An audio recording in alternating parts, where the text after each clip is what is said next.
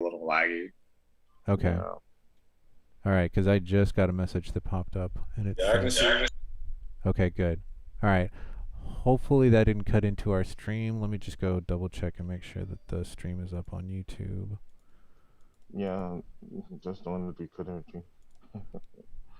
Yeah, if That's. if that does happen, what I will do is immediately go back and start a new Zoom call, make the link available in where you would have found the original one, and maybe make it second copy or third copy.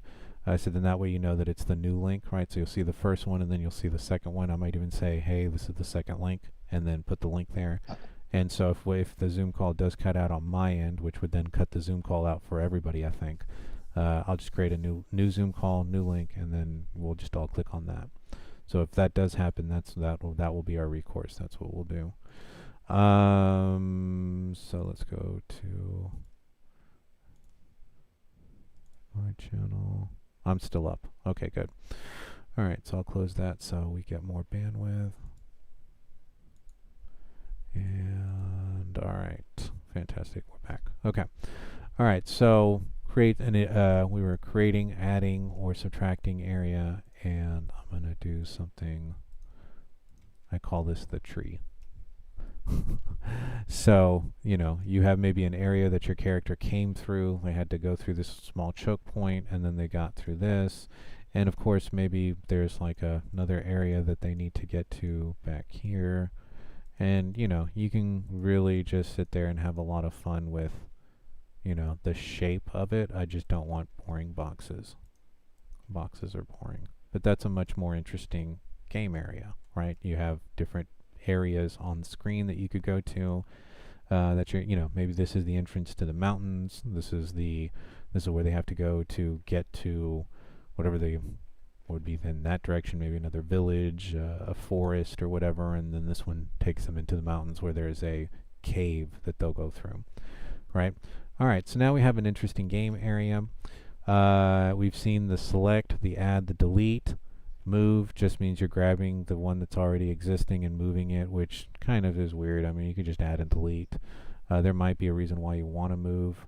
Resize I wouldn't work with right now. We want them all about the same size, so then that way they stay the same pixelation when we put in our landscape material.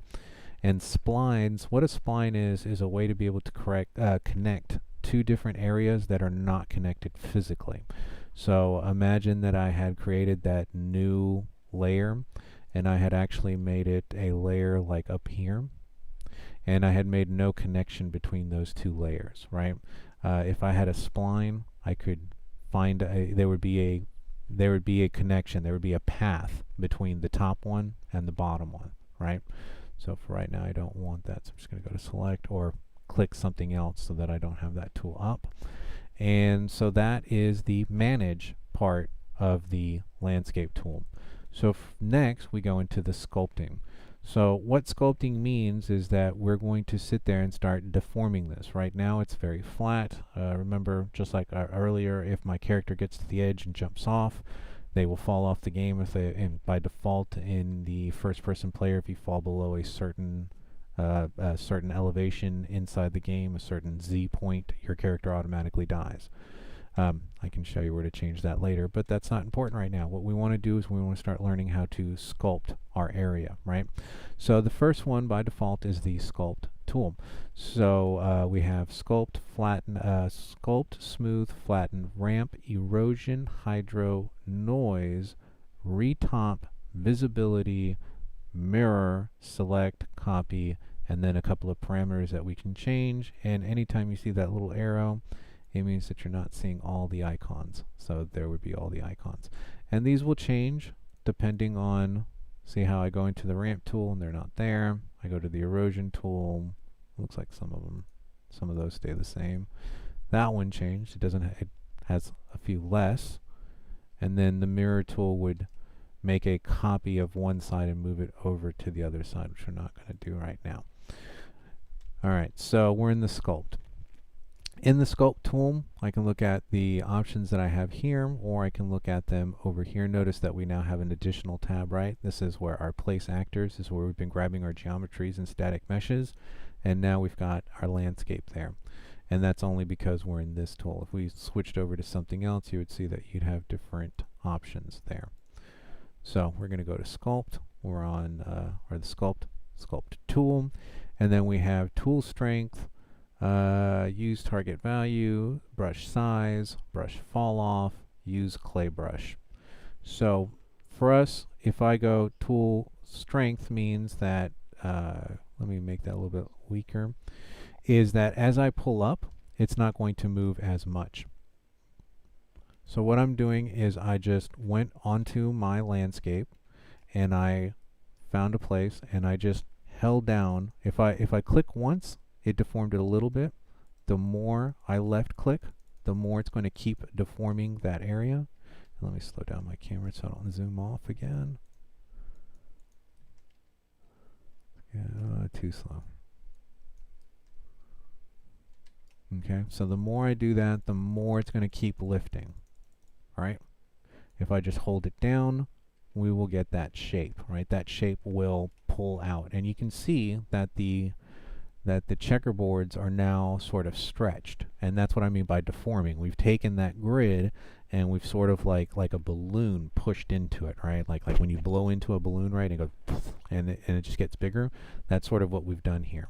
Now, to pull out, right, to make it the elevation go up, all we do is left click, right? So I can go between those 2 points and I could just start now sort of doing this little thing, right? Where I'm just sort of holding and clicking and dragging across, and now I'm starting to create a mountain chain, right? So through the character's perspective, if I stood right here, that would be a very tall mountain.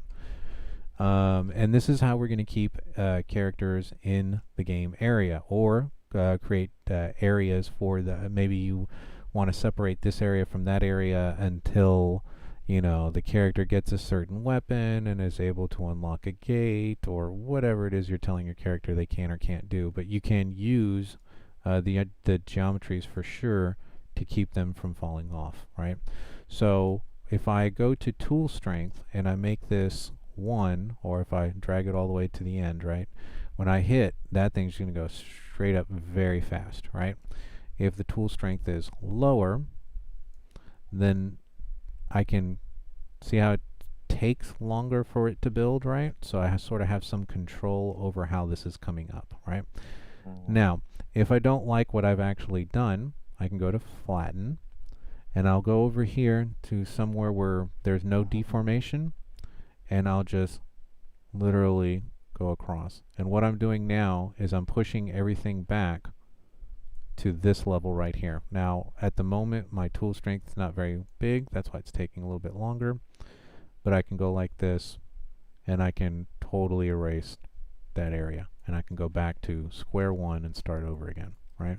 So I'm going to go back to Sculpt. I'm going to go to Tool Strength. I'm going to leave that, let's say, at 0.75, right? Because it's from 0 to 1.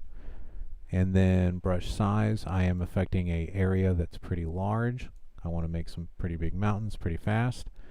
And my brush fall off. Now my brush fall off, you'll see this sort of like white haze that's in the middle of my circle, right? So the circle is the edge of what's going to be affected, and the difference in color is how much it's going to be affected, right? So the lighter it is to the outsides, right? You see how it kind of fades off to the outside? That means it's going to be affected less, and the stuff in the center is going to be affected more. That's why it pulls up in the middle. So what I want to do is maybe take my brush fall off and make it a little bit smaller, right? So what's going to happen now is I'm going to get something that looks, I think, more like a plateau. See how that has like straight sides to it? And the other one was sort of rounded in the middle. So if I was going to make a game where the you had to get to different levels, maybe this is one of the ways I could do it, you know. And now you have to find a way from platform 1 to platform 2 to platform 3, right? So you could do something like that. And that would be what the brush fall off would do. So if you have the brush fall off all the way up, you'll see that it's a sort of a nice burn into the middle, and we get a rounded cup when it pulls up. And if we had the brush fall off tool at 0, we would end up making something that looks more or less like a plateau. So let me go back to my flatten tool. I'm going to find an area that's flat. I'm going to left click there, and then I'm going to erase these little examples here. Alright, so we're back to square one, right? Alright, so I'm going to go back to sculpt. Knowing what each one of these will do, let's put this at 0.5. Let's move brush size maybe to 3000. That's not quite as big. And let's make my brush fall off somewhere in the middle, so I get something that's going to be a little bit jagged, or has a bit of a roll off, but not quite round. It's like, I don't know. Okay, anyways.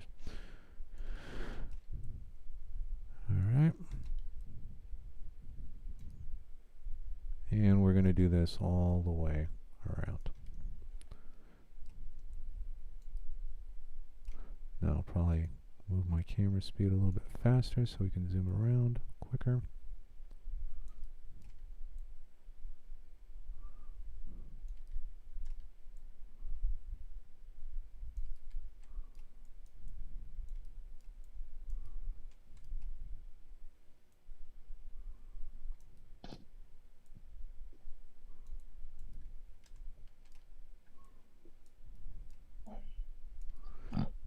Every time I do this, I have that song, Ain't No Mountain High Enough.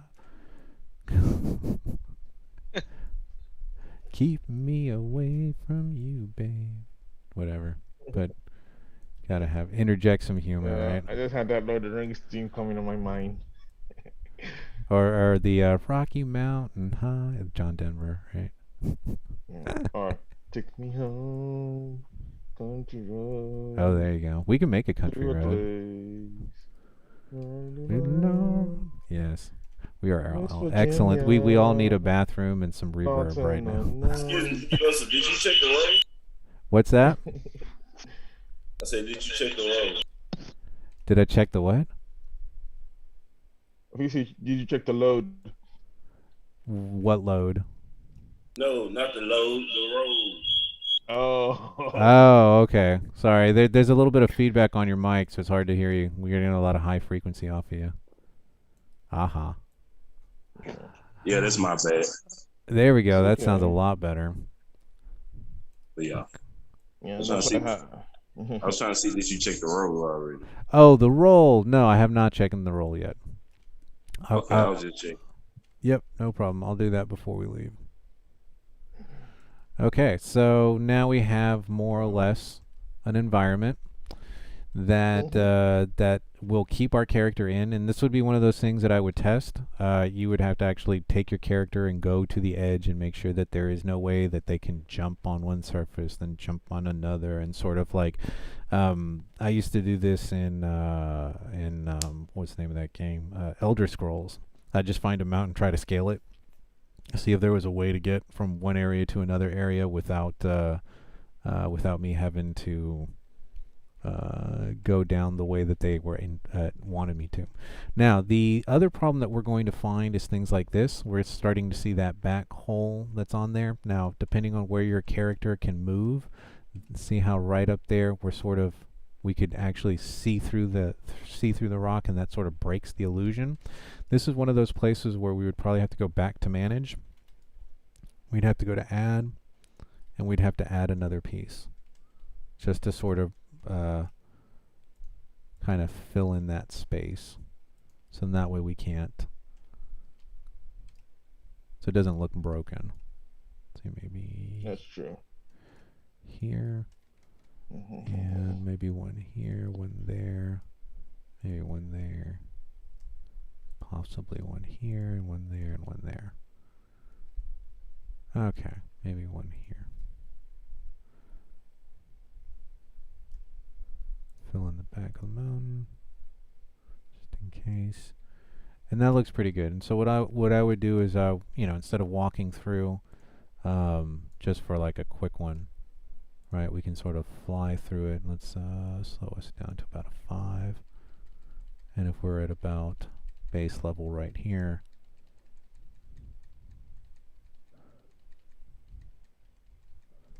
See, that would be an area Yeah, that like a would. Naruto game. Yeah, this would be an area that would be worrying me. It looks a little bit low. I might have to build that up a little bit. Looks like my character might be able to jump over that. Let's see where else we got. This area right here. See how there's like steps and I got a slope going up this way. Your character by default, the first person character can go up a slope that's 45-degree angle. So think about what most normal roofs can do, and they can jump, I think it's about 100 units. So by default, that's what your character could do, minus any special powers that you might give them or the ability to jump really high. So you might have to go through this and walk your character through and make sure that there are no places that they can actually jump up and over. But for the most part, we have now created a mountainous outside thing, sort of like building the wall around this thing, which will keep us from falling off if we've done it properly. So now the other thing we can also do is, besides bringing the terrain up, we can also push the terrain down. So if we hold, if it's not the shift key, it'll be the control key. Let's see, is it shift?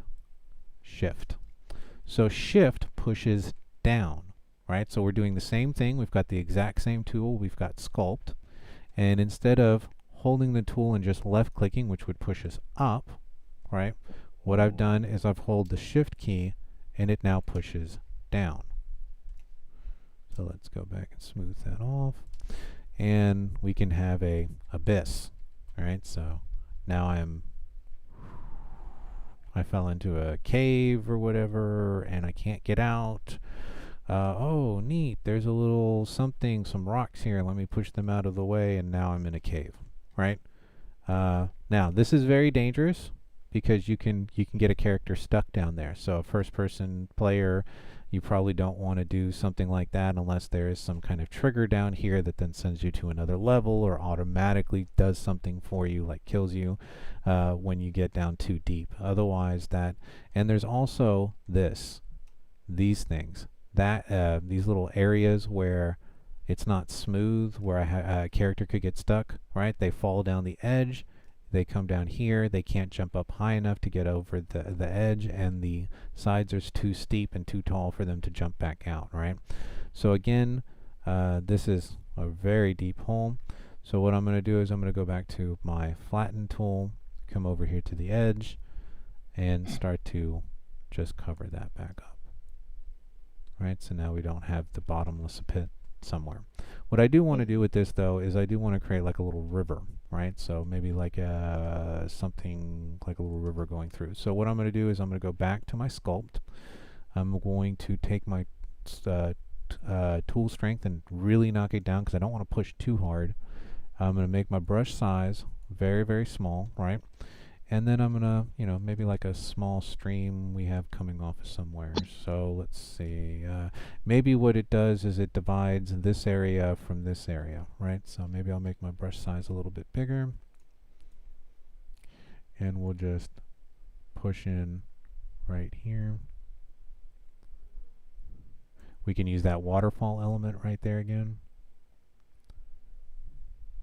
Now, I don't like the way this is leaving those depressions, right? Like those circles. And a lot of that is because of my fall off.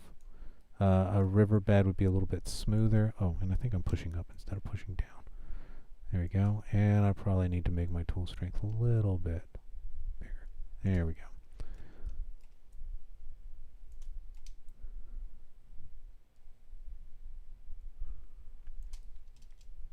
And maybe we'll make it go off this way.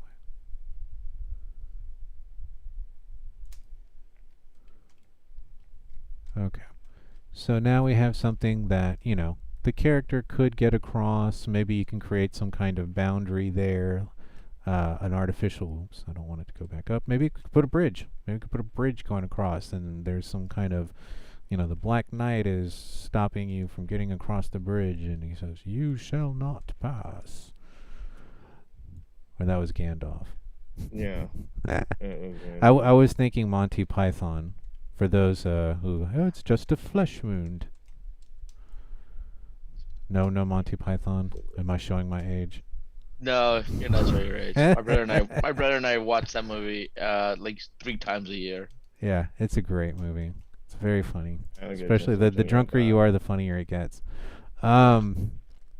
Anyways, you also have to like British humor. More like Mr. Bean. I like Mr. Bean. Yeah, that's sort of, yeah. The British have a really different sense of humor. But yeah, Bean is fun. So now we have our river valley, right?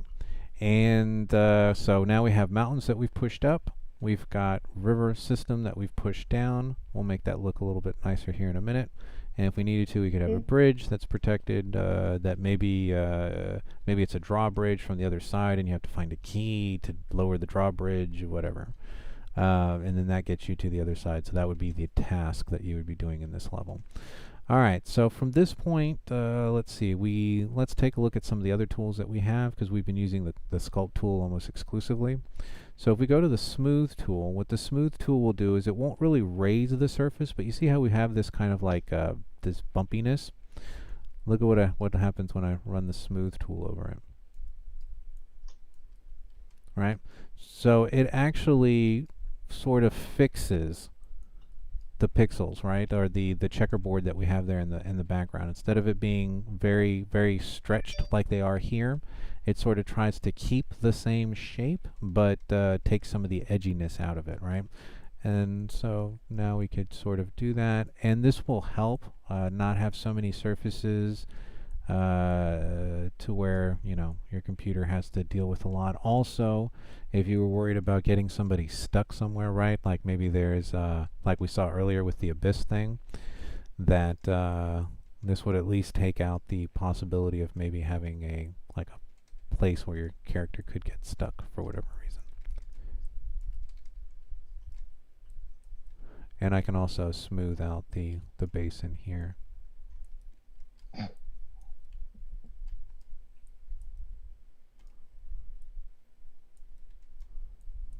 Nice. Okay. So that would be the smooth tool. Again, nothing really changed over here except for the filter kernel radius, which is how much it's going to try to put it back into its original checkerboard passage or shape, right? Here we see that it's really deformed. Let's see, we go this way. Not as much. If we do this, we'll see that it did a lot of change, right? Really smoothed it out. So you can change how much smoothness you're putting back into it, which is really what that is, the filter. All right, from there, we've seen the flatten tool used. We've seen it to put things back. You can also use it to create an area that jets out. So imagine that I wanted to start here and then pull across. So now I can create like the gates of Mordor, right? So we'll start from here. All you where need it's is like just Mount Doom and the Tower of Sauron. yeah. So you see how we've done that, right? Barad-dûr. Yes. It's called Barad-dûr. Ah. Oh, Sorry, the palace. I'm a really big LOTR nerd. Nice. And I know you're kind of into the Middle Earth lore. I know some YouTubers that are like that too. So anyways, what we did was we pulled out from the side here, and we were able to create a plateau area, and I pulled out from the other side as well, and now we have sort of something like that. And if we wanted to create a maze, like maybe a land maze. Oops, well, I'm not back. I'm not on my flatten tool. Let's go here. So that was a very quick way to sort of block this off. You'd have to go this way, navigate the river. Maybe there's a river monster there, or some enemy character, and then that opens up, and then you can get to this area, and maybe there's some other cave entrance or a hole in the ground or some treasure or whatever that you would have never have gotten to because you had never seen it because it was blocked off from you.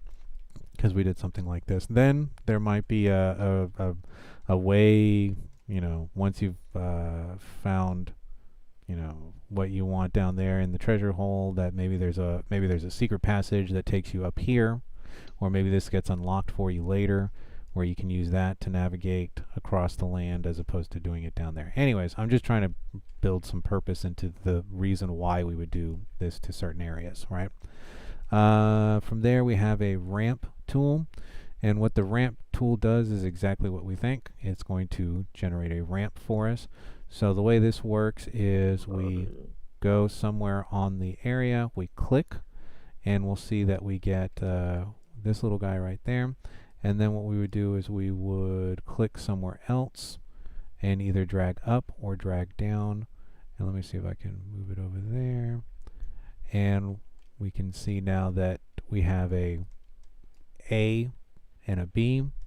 And when I say add ramp, it's going to go ahead and add that for us. Now, the other thing we're also seeing with this is a solid square and the dotted lines, right? So what that is the ramp's steepness. So on the edge. So if I wanted the ramp to be I could also make the ramp wide or thinner. And then the steepness would be the sides. So this is how much area is on the top, and then how much it falls off immediately to the edge, right? So we'll do one like this, which is steep, and then we'll make another one which is not. So once I've got the ramp dimensions more or less where I want them to be, I say add ramp, and now we see that we have an or it's taken the geometry of the landscape and given us a ramp, and you'll see that that has very steep sides, right? So nobody would be able to walk up the edge of that. So let's make another one of these. So I'm going to click somewhere else so I'm not on that ramp anymore. And let's make one, let's say over here. I don't know why. Let's do one here. So we'll go back to the ramp tool. I'll click where I want the ramp to start. Click more or less where I want the ramp to end. Verify, zoom around, make sure it's actually there. Okay. And then from here, this time, instead of it being a steep ramp, I want it to have more of an edge to it. So once I've got the ramp the way I want, add ramp, and you'll see that this one's edges, they're a little bit more rounded, right? There's more space there, and it's not quite as steep. Where's the other one? As this one, where that one almost has sides that go straight down, right? So that's very cool. So that's what the ramp tool does. From there we have erosion tool and the hydro tool and the noise tool. Now for the most part, those are going to all do sort of the same thing. We can see here that this is very flat land, right? Most land has like even just a little bit of ups and downs. And so what these are going to do is the erosion tool, the hydro tool, they're going to create pits. And that's maybe too much. Let's do an undo on that. And let's go to the erosion tool. And let me move across this. And you'll see that what it's done is it's sort of deformed it a little bit, right? So it's not quite as straight as it was. It's not quite a mountain or a valley like we did earlier, right, when we were in the sculpt tool. But what it does is sort of like weathered away the area. So then that way the area feels more natural. Okay. And of course you can hold the shift and drag this up instead of having it go down, but the default mode for this tool would be to drag it down. Now you can use this a lot by the river area, so then that way the river area doesn't look like it just goes straight down in, that there's some like weird edges to it, which you would normally find.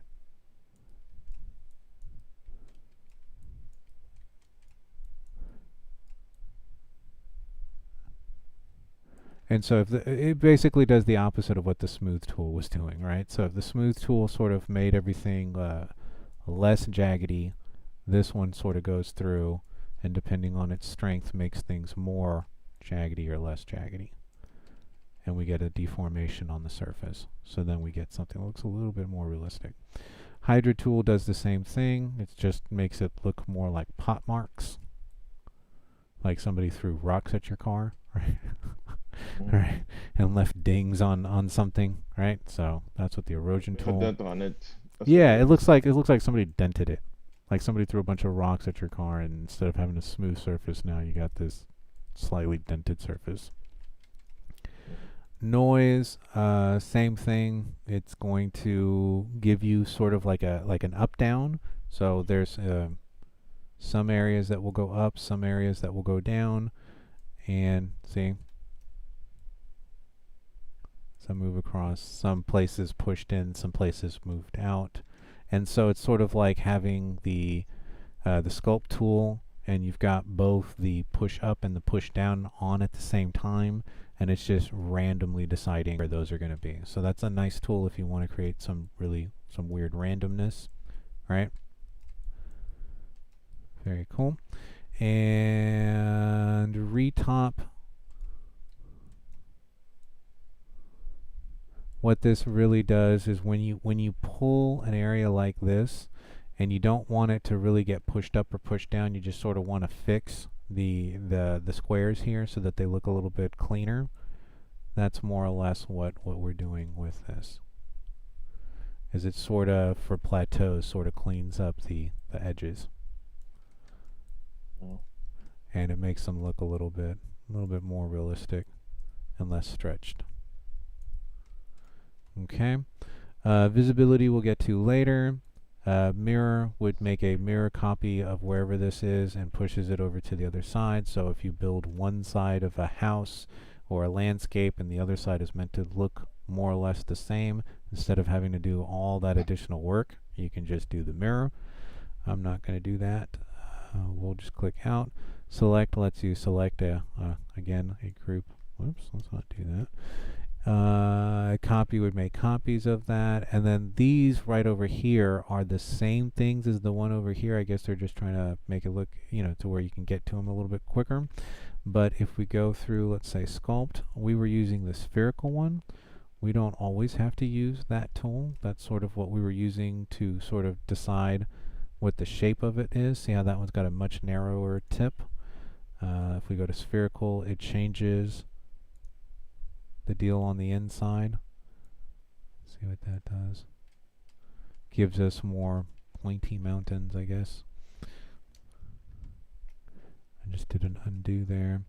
And then we know what the fall off is, right? So some of the same tools are going to be here. I think the only thing that I'm seeing that's different over here is what your actual tip looks like. And you can think of this sort of like markers, right? So some markers have like a flat tip on them because they're like dry erase markers will have a flat tip.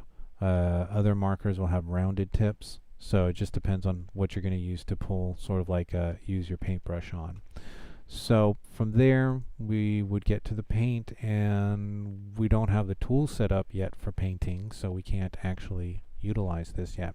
So what we're going to do now is we are actually going to create our first material.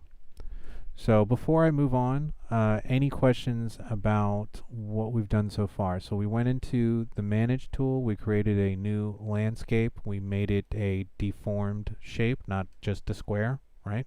So we pulled it out this way, pulled it out that way, and give it its own unique shape.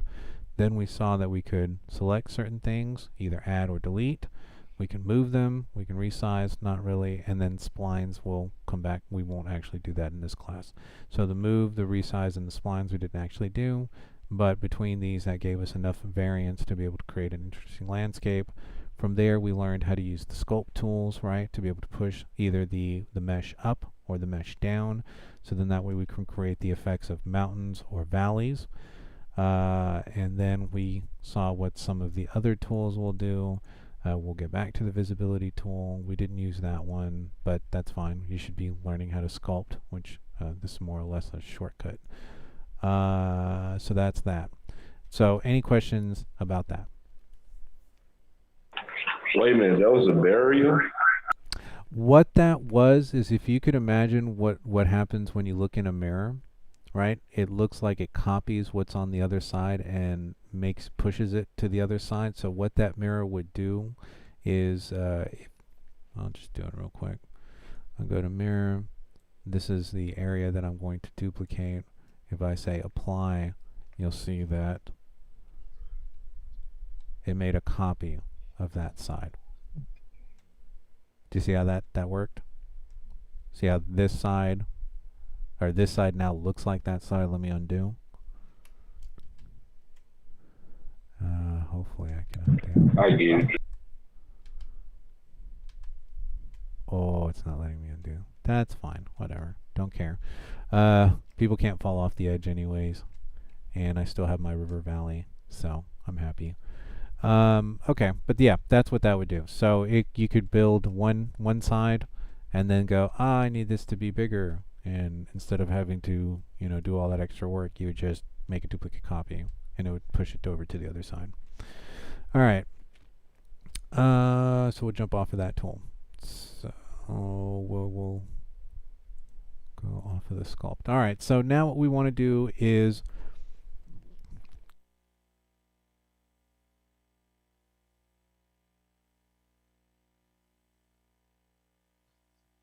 one, two, check, check, 1, 2. Sorry, I lost my. I think it's working. Yeah. Oh, my battery's.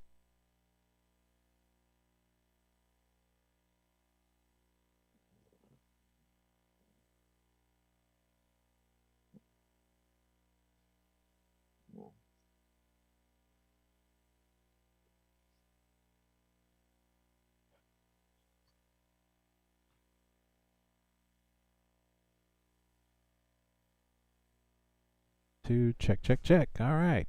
Martin is prepared. Martin has bought additional batteries. Oh, for your laptop? Well, no, this is for my wireless mic. Oh, So no, I'm using a wireless mic. That's how my cat and you guys are able to hear me at the same time, because my cat is taking it from here. Anyways, I'm using some fancy stuff. But yes, I have a wireless headset mic. That's why I have both my hands free.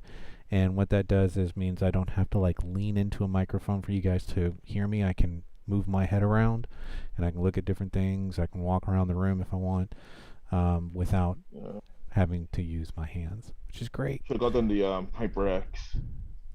The what? HyperX headphones. Oh no, I'm using Shure. I work in audio, so I also do events.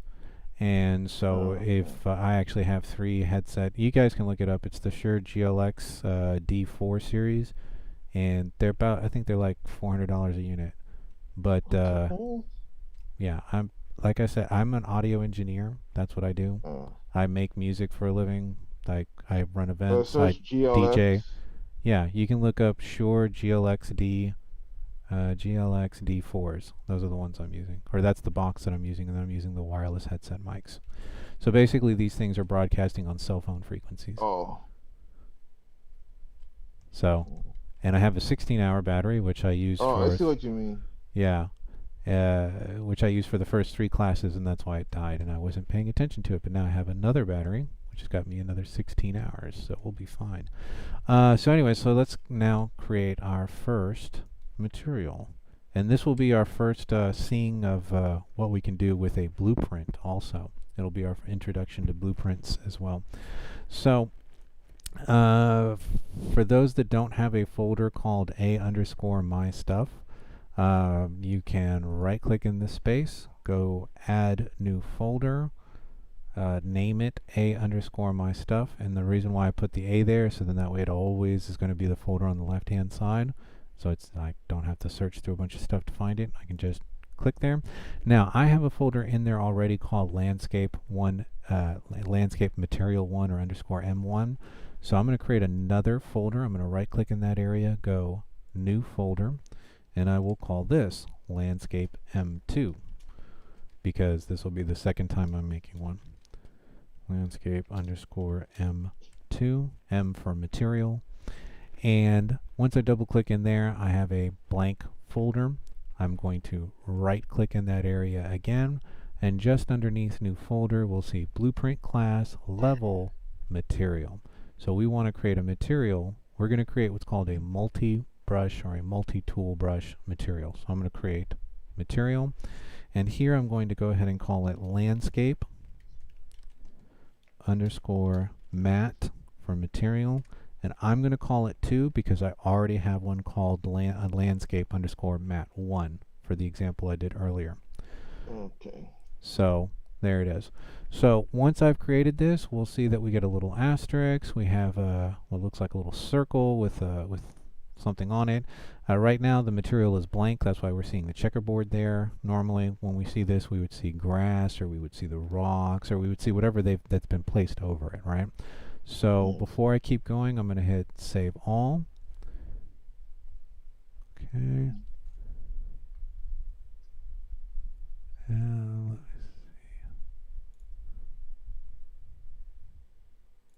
see. Okay. And once I do that, it's going to see that, and it's going to say this is the content I want to save. So I'm going to set Save Content. And since I've already got folders, it's not asking me where do you want to save it, because I've already created folders and this is where it's going to sit. So we now have a new material. We've saved it with the asterisk is gone, right? So now I'm going to double click on it. What that does is it opens up its blueprint, right? So we see what the material is going to look like over here, and I can zoom in and out, and I can change the shape, so then that way I can see what it might look like if it was something else, right? I should be able to rotate, use this thing to rotate around to see what it looks like in the sun or on the shadow side or whatever it is that I need to.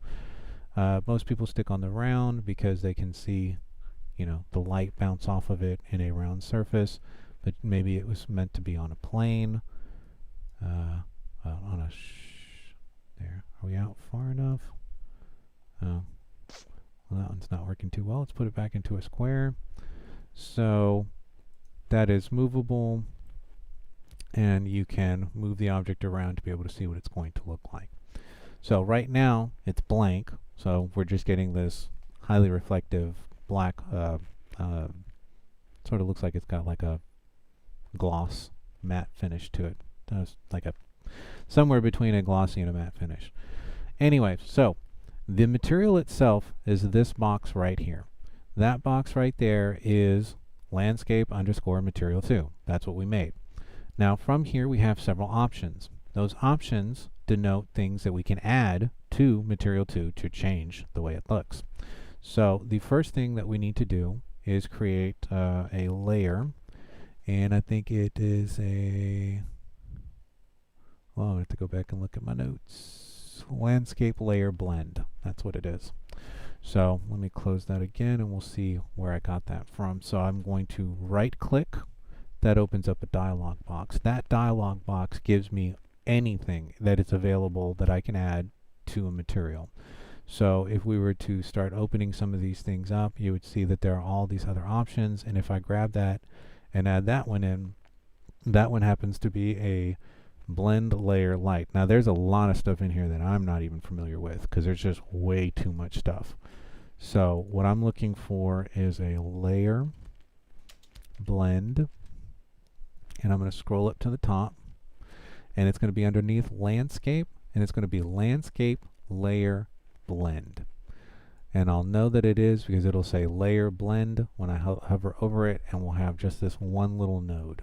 Now what that node does is if I click on it, and notice that it turns into like some hash marks, like a crosshairs when I roll over it.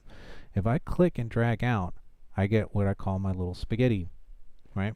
And that little spaghetti allows me to attach it to another one of these little circles, right? So now I've basically connected layer blend to to my matte material. Now right now nothing's happening because this doesn't do anything by itself. It's just a means for something. So right now what I want to do is I want to create a material that has multiple layers, and I want to be able to blend between those multiple layers. I don't want there to be a line between those layers, right? So that's what the layer blend is going to allow us to do. And in the layer blend, with it selected, and you know that it's selected because it's got that yellow gold outline around it, right? So notice that when I have the layer blend selected, I get in the details panel information for that layer blend. If I go here, different information. So when we're looking at a material, instead of the details panel being on this side, which is where we're used to it, it's going to be over here on the left hand side, right? So, and each one of these, imagine it is a piece of code, right? So this is our first foray into coding, which is what our blueprints are, right? So we are coding our landscape material so that we can create a brush that is going to allow us to blend between snow, rocks, grass, dirt, and sand. So those are the layers that I'm going to need to blend between, right? So to add layers, what I'm going to do is with the layers blend selected, I'm going to come over here to the left-hand side underneath the details panel, and I'm going to add layers. So 1, 2, 3, 4. I'm counting them. Remember that computers see 0 as a number. It's a placeholder, so you will have layer 0, then layer 1, then layer 2, then layer 3. Right now, each one of those layers is called none, so it doesn't really help us much. So what I want to do is, anytime you see a little arrow like this, know that that means that there is a drop-down menu, right? So we can go to layers, and we can see that 0 has a drop-down, 1 has a drop-down, 2 has a drop-down, and 3 has a drop-down. And in that drop-down, I have a layer name. So I can go in there and I can go, this is going to be my snow layer. And notice that once I change that name, up here it no longer says layer none, it says layer snow. Now if I'm being all nice about it, I'm going to do some snow with a capital S. Then I'm going to go back to my layer blend, make sure it's selected. I'm going to go to layer 2, and this one I'm going to call rocks. And the reason why I'm organizing it this way is because I'm thinking from the top of the mountains down, you would see snow, then you would see rocks, then you might see some grass, then you might see some dirt under the grass, then you would probably see sand by a river area, and then finally maybe sand in the river, right? The sandy river, whatever. You can have more than these layers. This is just sort of what I'm using to give you guys this example, right? So snow layer, this is going to be my rock layer. Next layer 2 will be my grass layer. Layer 3 will be my dirt layer. And, oops, I need an extra layer. So let's go in there and add one more. That'll now be layer 4. I'll open it up so we can see the name. And we'll go ahead and call this sand. Okay, fantastic. Now, I have connected this to an area called base color. So base color is going to take whatever color or material we are going to be putting into each one of these layers, and then that's what's going to be visible through my mat. Now the other thing that we also have down here is what's called the normal. I actually need to make a, well, you know what, let's finish with this and then we'll go make some copies. And we'll get back to normal in a minute. So this is my layer blend. We have it going to the base color, and now we have nodes over here on this side, right? So we're going to attach stuff to this to put the snow. So we're going to find a material for snow, one for rock, one for grass. Oh, that one has not been named. So let's go to layer 3 and let's call that, what do we need? Snow, rocks, grass, and dirt. And I'm going to hit enter. So then that way it'll actually take place. That's probably what happened as I went to go add that other one and didn't hit enter. And I had written in dirt, but it had not taken it because I had not hit enter for it. So now we have the names there. All right. So what I'm looking for now is what's called a texture sample. So again, I'm going to right click over here on the side in the empty space on the grid on the blueprint, and I'm going to type in texture sample. And we can see that it's already come up. So there's the texture sample, and it's going to be underneath textures, the heading texture. I'm going to scroll down until we see texture sample, and I'm going to click on that.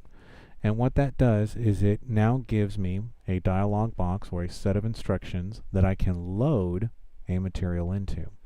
So with the texture sample selected, I'm going to go over here to its details panel, go to texture underneath material, click on the none, and then filter snow.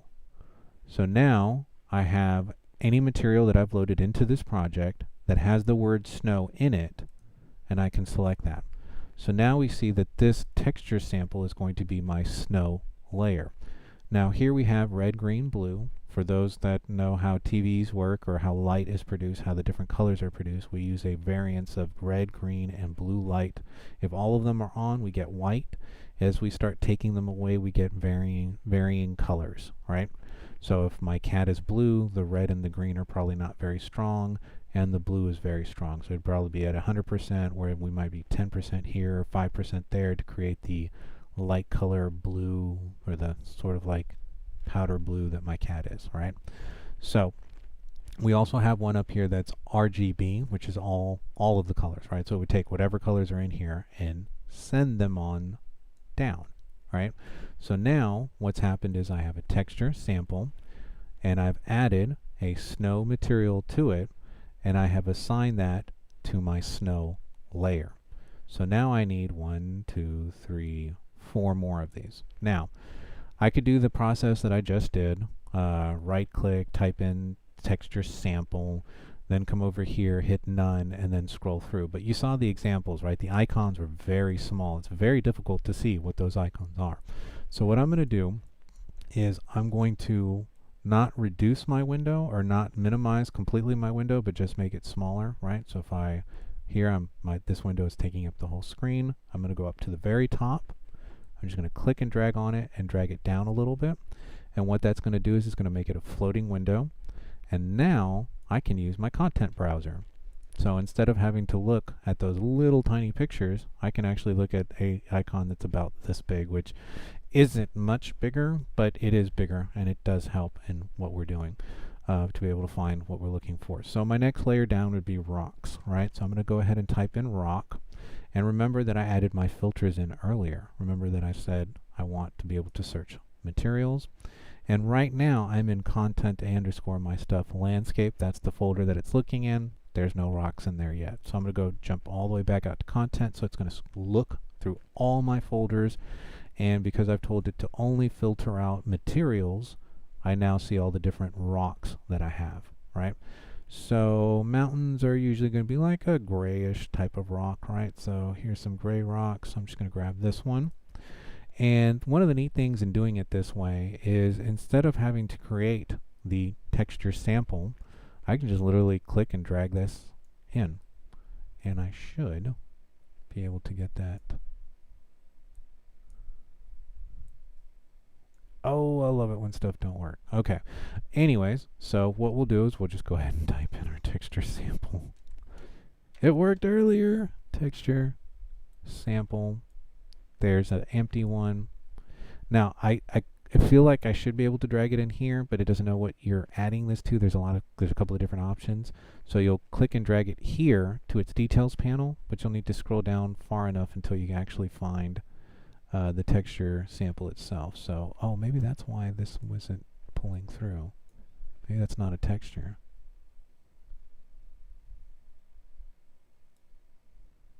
That's not working. I think the textures are the ones with the red lines in them, not the green ones.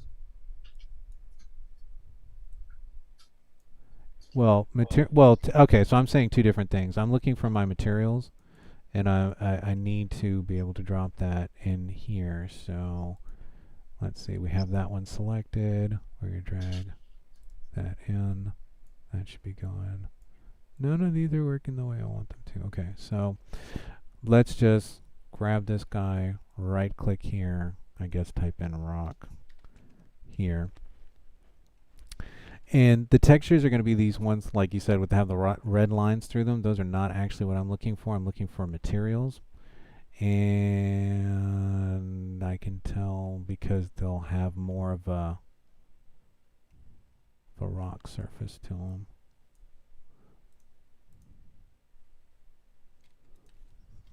Or you'd be able to see the grays. You're not going to see this stuff. So there we go. There's one. Okay. So we've added a rock. I'm going to RGB that into my rock layer. And now since I have two of these, I can select both of them, drag them up a little bit so I can make space for my next one. Now the other cool thing that we could do is we could right click on these. We could also do a Control W so that I've made additional copies of them. Now they're going to come in with the two materials that were already there, but instead of me having to do a dot lookup for the text samples, I can just do that. Now I can click on this one, and this one, the next layer was going to be grass. So I'm going to come here to browse. I'm going to type in grass, and I'm not looking for these ones that look like a purple color. I'm looking for something that might actually look like grass. That one does. So now we have that in our grass layer after I attach it. And the next one is going to be dirt. So I'm going to select this one, go to there. I'm going to type in dirt. We do have a couple of dirts. Okay, that looks an awful lot like rocks, but we'll go with it. and we'll add that to dirt. And then the last layer that we need is the sand layer. So I'm going to right click on this one, do a Control W so I get one more, making sure that I have the new one selected.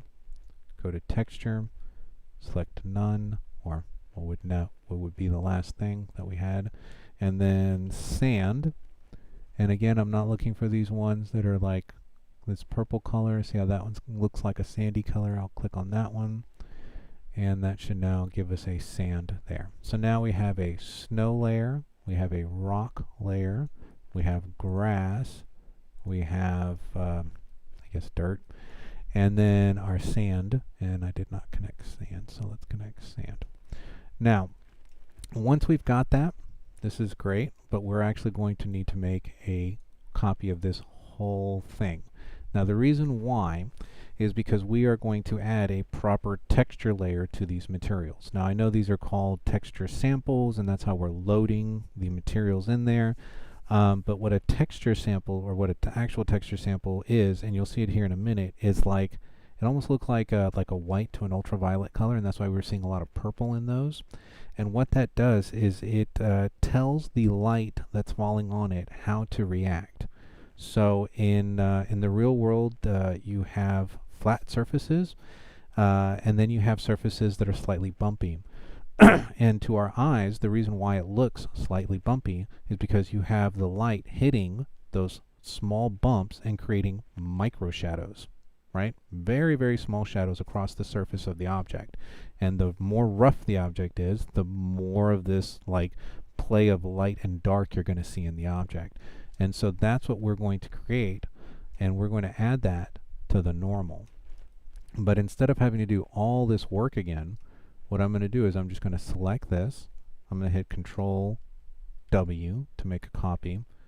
Now I have that one down there, and that's what we're going to attach to the normal. Okay. Now, what I want to do here is, obviously I don't want to use proper materials. I want to go use those things that I told you about, the textures. So I'm going to click on the first one. I'm going to click here. I'm going to go snow. Excuse me. Snow. And we see that we have one here that's very purple. It's got a red line underneath it, right? So I'm going to select that one. And this is how the light's going to be. You see how those little micro bumps that are in there? That's how it's going to reflect. And we see that it's, in comparison to the snow, which was more white, this thing is very much ultraviolet. Like it looks like an ultraviolet thing. So we're going to do the same thing to the rocks. We're going to go look, we're going to click on the rock one, and I'm going to look up a rock, and I'm going to be looking for those ones that look very purple. That one looks very purple, and so that is indeed a texture material. So we'll click on this one. We'll do the same thing. We'll look for grass. Okay, and we're looking for that purple one. There it is. And we're looking for now dirt. We have, I think that's the only one there, dirt. And we're going to go to the last one, and we're going to type this one in as sand. And we're looking for the very purpley ones. And we'll see that we have some slightly different graining on this, right? So this ends up looking like different grains. This one was the snow. This one was rock. You can see that this looks more like, this one looks like pots. This one looks like pot marks. This one looks like it's stretched, like somebody scraped across it. The grass layer is a little bit less, like it doesn't have as much whites in it, which means that it's going to be reflecting a little bit differently, the light. The dirt one obviously has very big differences because we wanted to have a lot of light play, because dirt usually is not uniform. And then we have the sand layer down here, and you can notice that this one looks like it has like more of a bendy shape to it, because sand can, you know, it's fluid. There's a fluidness to sand. It's a bunch of small particles, so that one looks a little bit different. So now we have our actual materials up here that we're going to see, and then how they're going to be reacting with the light down here. The first layer blend is going into base color, and then the second one is going into normal. Now with this, we're still not done. We have one more thing that we need, well, two more things that we need to add to this to make it feel proper. Is we need to, since this is going to be a brush that's going to be going over a landscape, the coordinates of those landscape, where it's going to be, what color is going to be there, needs to be part of this equation. So what we're going to do is we're going to type in here landscape. I don't know if I could type landscape. And what we're looking for is the coordinates. So we'll see landscape layer coords, so coordinates. And you're going to get this box that looks sort of like a green to a red. And this is going to be attached to the UVs of each one of these sample textures, right? So we're going to put it to the first one. We'll add it to the second one. And you can see that I can have one bubble, or one of the blueprint bubbles, go to multiple blueprint bubbles, and then I can have multiple blueprint bubbles go to one bubble, and then I can have those bubbles go to another one. And so this is eventually we'll see this with our characters when we start actually giving our characters rules and putting rules into the game, that we'll be creating our if statements. If this touches that and whatever, then a lot that will be built here in our blueprints also. So let's attach that there. Let's make sure we got the last one. Okay, so I'm just going to pull that back out so I can see the whole thing. And wow, we got a spaghetti nightmare going on there, don't we? So now we have landscape coordinates, which is going to get the landscape's coordinates. It's going to apply that to the material. That a material will be available for us to choose on a separate layer, and then it's going to blend between those materials here, and then it's also going to be adding texture at the same time, and we will have that all going to our landscape material. Now from here, the only and last thing, obviously after making sure that everything is plugged in, that we haven't missed any one of our little spaghettis here, the last thing we want to add is a constant to roughness. So what this is going to do is it's going to, whoa. Oh, what's the feedback? That's I just cut somebody's mic off. I think their background noise started cutting. Who was through. that? It was somebody's microphone. Yeah, I don't know. That person was in a car or something. It sounded like somebody might have been getting out of a car. Some of us are watching us on our phones, so we're a little bit more that's mobile. true. All right, which is another way. You could leave your computer to run, the software, and then watch us on your phone. So then that way you're not putting too much strain on one device. But anyway, so we're going to add a constant to the roughness. So it's going to be consistently rough. And we're going to right click. We're going to add in or type in the word constant. We see that we have a one underneath constants. Constant. It's a very boring looking little box, but it does some amazing stuff for us. We're going to attach that to roughness. And if I have that one selected, we see that we have a value for roughness. And I'm going to make that value 1. And so that's going to give the texture a little bit more play. And it's going to make it feel a little bit more realistic. So at the end of the day, this is what we have for our material. Now before we leave this, what I want to do is I want to hit apply and save. Every time you make a change to this, like if I went in and I had forgotten to put the roughness in, it's going to say, hey, you made a change. You need to apply and save. So once we've done that, and it's we no longer see that the green is over apply, that means that we haven't made any changes to this. So if I go here and I change this to a 2, you'll see now that the green has come back up and it says, hey, you have something that needs to be saved if you want this to apply to what you've already worked on. So we're going to hit apply and save. And I'm going to put this actually back to 2. And all I did there was open up the box. So let's make this 1. Apply, save, and now I can close this box.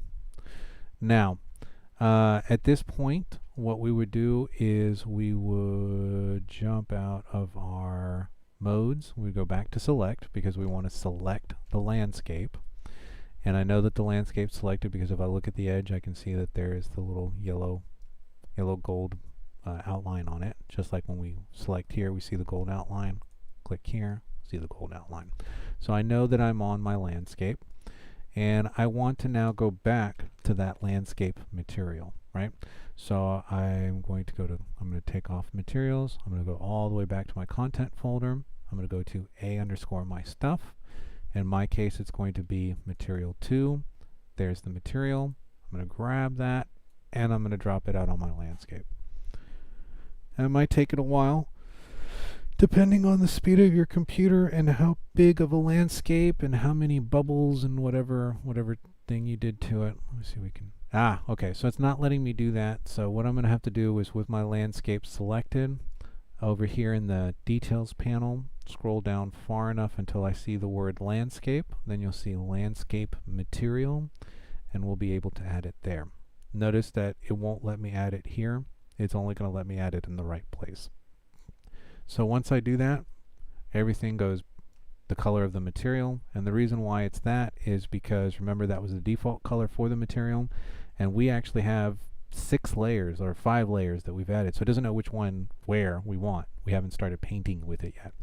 But before we can actually move on, what we have to do is we need to actually create these layers for us. So we're going to go back to Modes, Landscape. Now we can go to Paint and notice that in Paint now, we now have those layers. Or at least they're represented here because this is the tool that this is the material that we dropped on our landscape. And the only thing is that right now, if we tried to paint, we can't. It's going to say, this layer has no layer info assigned yet. You must create or assign a layer info before you can paint this layer. Okay. So what that means is inside modes, underneath landscape, in paint, over here, underneath the layers panel, we can now add or create a layer info layer. Create a layer info. Create a info layer. Ugh, sounds weird. So when you click on that little plus, it's going to give you the option of doing a weighted blend or a non-weighted blend. We want to do a weighted blend. It even says this is the normal way of doing it, so we're going to stick to normal for now. Now, in doing this, we are creating something that didn't exist in the game before, which is a new layer for the snow to be on. So what I like to do is it's asking me where do I want to save this, and I'm going to save it with my landscape material, right? So then they're all together. And this is why I made 2 folders. So when I did this earlier, make sure that everything was working in 4.26, I didn't want these layers to mix. So I have material 1 and material 2. You're going to click on the only folder that you would have, select that folder and click OK. And what we'll see is that we now get a landscape material, and it has turned everything into snow, which is the one, because we haven't blended anything yet, right? All it knows is that this now needs to be snow, that this area has a layer and it's snow. So we're going to do that to the rock, to the grass, to the dirt, to the sand. But as we do it, we're not going to notice a change because they are underneath the snow layer, right? So we're going to add weighted blend, put it in the right folder, select. There's our rock. Do it for the grass, weighted blend, put it in the right folder. There it is under M2, select. And the neat thing is it's actually naming it correctly. So this one's called rock layer, that one's called snow layer, that's called grass layer. So as long as you named your layers, you now know which one is, right? So we're going to go to the dirt layer, put it in the right place. Okay. And then the sand is the last one we need. Put it in the right place. Okay, so I have all of those there. I'm going to hit Save All. Those are all the new materials that I've created. And I'm going to hit Save, no asterisks, right? So that means everything's there. I got a bug. It says name may not contain the following characters, and it shows 2 asterisks, or not asterisks, apostrophes. But I Yeah. don't have apostrophes in my name. Okay. I'll have to look at yours later, Okay, that's after fine. class. But yeah. You can. What I would do in that case is I would go back to this, right? Go back to your landscape, the actual material. Go to where you have your layer blends names, and then just make sure you don't have additional spaces or anything there extra that might be throwing off your names. That's the only thing I can think of without seeing Okay. it. Yeah, I didn't really change anything. I didn't change nothing. I did it exactly how you did. But I for some reason it's Is this as you were following along with us, or is this as you did it earlier in the no, week? I'm following along with you. Okay, so we maybe have missed something. We'll go back and look at it when we can share screen, but let Okay, me go will ahead do. and finish this up. All right, so cool. So now we know that our snow layer is the one that's out, and if we are in a winter wonderland, or if we happen to be in The Shining, this would probably be really great. But if we wanted to create the look of all these different layers, now that we have the layer styles themselves, we can actually start painting. So the paintbrush information is right up here. Notice that you do have a couple of like smooth, flattened noise, and we can change the size of the brush and the brush, the fall off, the size of the brush, and then the strength of the brush itself. So we don't need to paint any more snow. We already have snow. So what I'm going to do is I'm going to switch over to the rock layer. I'm going to select rock, and I'm going to go to my mountains. And at first you're going to see the that little thing that we saw. And as soon as it does, it's basically recognizes the layer, and now I'm actually starting to paint the side of my mountain, right? So it looks a different color than the snow. So basically what I'm saying is allow this layer to blend through the snow. So we'll leave that. We'll go to the grass. We'll do the same thing down here. Every time you start painting on a new layer, it's going to do that weird thing that we just saw. And now I can start painting in my grass. Now maybe I have a wide area that I need to paint, so I might go to my tool strength, bring that up, make my brush bigger, make the fall off smaller, and now we can maybe paint a larger area, maybe even a little bit larger.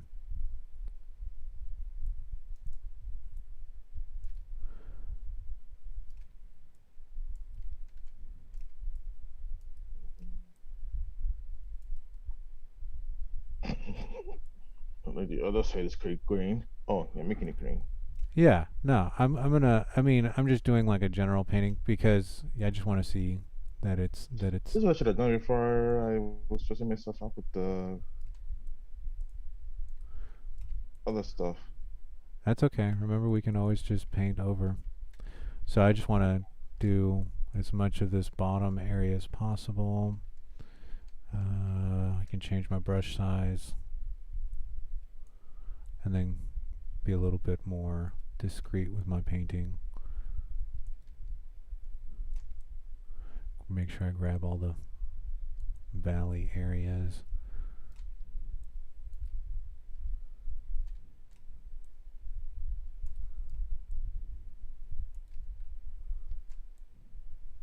Pretty fun stuff. I mean, you know, you're like basically world building at this point. You're being what we would consider a level designer. You're designing your level, you're deciding where, how much area, how much space, what's going to be in the area, what it's going to look like. Okay, so now we have my grass layer. Let me now go from that to let me go to sand. I don't think dirt's going to look very much different. So with the sand, I'm going to go into my river area, and I'm going to give the river a bit of like a sandy bottom.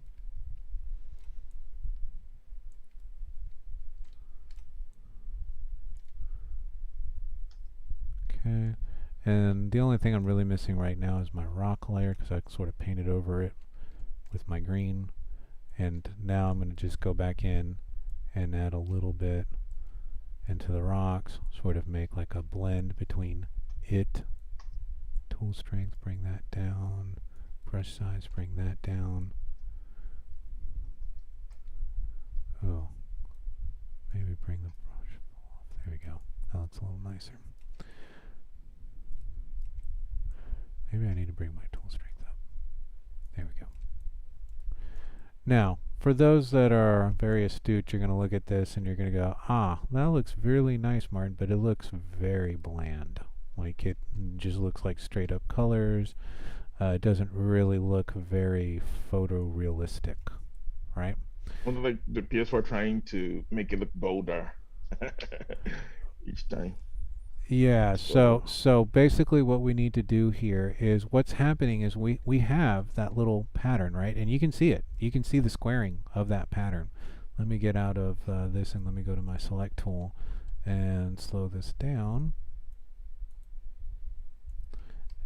It's still not enough. And oh yeah, we can definitely see. I mean, when you look up, you can see the grid. You can see the grid in the mountains. You can, if we went up high enough, you'd see the grid in the snow, right? Because what it's done is it's taken that same material and it's had to copy paste, copy paste, copy paste, copy paste, copy paste, copy paste to get it to spread across without it stretching it, right? So we're seeing that heavy pixelation in the material itself. Now, this might be great if you're doing something like Super Mario World, right? Where they're trying to create an environment, but it doesn't necessarily need to be photorealistic, right? Because you're playing a cartoon character. So if you're doing a cartoon character game, this would be great. But if you're trying to do like a photorealistic game, or you're trying to make it look more real, this is very, very sad, right? That doesn't look very nice at all. Looks like somebody Yeah, just it's sort of... not gonna be good for a JRPG. No, not at all. So what we need to do is we need to make a change to our landscape and how that pattern, we need to break that pattern up. So in order to do this, we need to double click back on our landscape tool, or the material, right? And we're going to go to this back one, the landscape coordinates, the last thing that we added, right? I'm going to click on that, so that's the one that's selected. And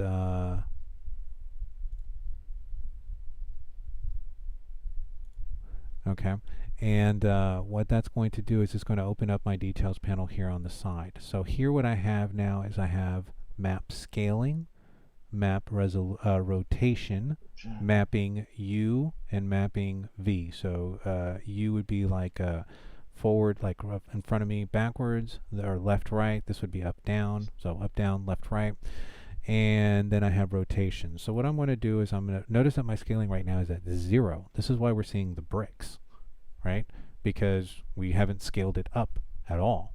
So what I'm going to do is I'm going to knock this down to, let's say, 100. And so what that's going to do is it's going to make each one of those grids now 100, right? So each one, instead of it being that small block, it's going to blow them up to 100. From there, I'm also going to introduce a bit of rotation. So I'm going to add, let's say, 5 degrees of rotation. So then that way, each new one that's made is rotated 5 degrees. The next one is rotated 5 degrees off axis from the last grid. The next one is rotated 5 degrees off axis from the next one, right? So from there, I'm going to change the mapping of this. So let's make this, let's say 50, and I'm not sure if these numbers are right, but we're about to find out. And we'll make this one 50. So what this does then is then changes, and I think those numbers are way too big, but we'll see in a minute. So I've made changes to this. Yeah, I think that's too big. Let's make this 10 and 10. And we'll see in a minute if this is good or not. So we'll hit apply to make sure that those changes take, and then I'm going to hit save. We're going to close this window down, and oh my god, that doesn't look cheesy anymore, does it? Nope. That looks pretty photorealistic to me, right? Yep. We have... That was like Final Fantasy 15 remake. Yeah, I don't know what that means. I'm sure it's a video game. It's super important, but I'm more of an audio engineer. But what we have now, but yeah, I mean, this is basically, we went from like Super Mario Brothers 64, the first one, to whatever the newest version is now. Yeah. Switch. Yeah. I think I prefer cell shading. So, and this is totally Yes. your style, you know what I mean? Like, depending on what you guys decide as as people that are putting your game together, right? Whether you want, and these would be artistic decisions that you guys would make together, right? But now basically we have something that looks like real mountains, real snow caps. Let me see if I can push play on my character, and I think I did create a way to jump out of here. But look, we can see that mountain off to the distance. We can see those guys. Looks pretty Mhm. good. Yeah. Where's my little hole that I cut out? For me, the textures look, are dull for me. Well, you can always go and find your own textures. I'm just using what's available right now. There's my little pond. Yeah, pond with the waterfall. My pond and the waterfall. Nice. Mhm. Okay, so now we have something. We can see mountains off in the distance. We can see that we're not just on a flat plain, and we are getting to something that looks a little bit more realistic. Okay, so very quickly, let me just move back to this screen and let us look at Lab 3. So Lab 3 was understanding modes and creating landscapes, right? So we've looked at the sculpting tools, all of them, which is why I've broken this up into 2 sections, because I had to break it up into 2 videos. Otherwise, it would have been like an hour-long video, which is ridiculous. And then the other thing we did was we created a multi-tool, right? So that thing that we just did, that multi-layer brush, that's this video right here. The second one is applying the multi-brush tool, right? So the little trick I just showed you with the landscape coordinates, that information is talked about in this video. And then from there, the next video down would be using the brush editing mode. So we'll take a look at that right now. I'm just going to give my ears a break. There we go.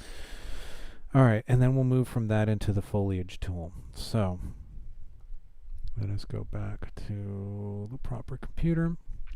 Now, for those that have created the house, remember that we had sort of left this this area blank up here, right? We said we were actually going to get back to this, and so we will now. So what I'm going to do is I'm going to go grab a geometry. I'm going to place that on the floor, and I don't need it to be that material, so let me delete that, unselect the material, and just bring a geometry so that we see the checkerboards on it, right? So I don't really need it to be that thick. I'm going to be placing that up there, so that's on the, excuse me, the y-axis there. So remember that it is a brush, or a geometry, so I can thin that up, and maybe we'll make this, I don't know, let's say 50. I'm going to then place this. Now, the other thing that's happening here too is this is getting a little bit hard to see because we're starting to see shadows, and I'm not actually getting to see a very clear edge because it's underneath the sun, right? This is creating a shadow. If we were working up here, that would be easy to see, but down here, it's a little bit more I can difficult. see the gap. You can see the gap when we're looking at it this way, but it's difficult to see because of the shadowing. Now, what I can do is if I am in my my editor window, here we have perspective right up here in the top. We really haven't talked about these guys. We've been using mainly the ones over here, but we have lit. This is the second one, right? If we click on lit, there are different ways that we can see our game area. If I hit unlit, I can now see everything in flat lighting. So now I can very clearly see the edges up there, and this is going to be much easier when we're actually trying to get this thing to shape, to be the right shape up there, right? Which is what the brush editing mode will allow us to do. It will allow us to change the shape of this square to a triangle, and I'll show you how to do that here in a second. So we're going to move into this unlit, and from there I'm going to go back to modes, and we were in landscape. We'll come back to foliage, but what I want to do is I want to hit the brush editing tool. And what happens with the brush editing tool is whatever I have selected, we now have the vertices. We now have the points for that tool, for this shape. And if I want to, I can select one of those points and deform the shape. So now I have a not quite a square box, right? All I did was I pulled off of one of the vertices. So I'm going to do undo because that's not quite the shape I want. And I'm actually going, because I need to move this into the right location, so I'm actually going to jump out of my jump back to my select tool and place this in the area that I need it to be. more or less the starting place.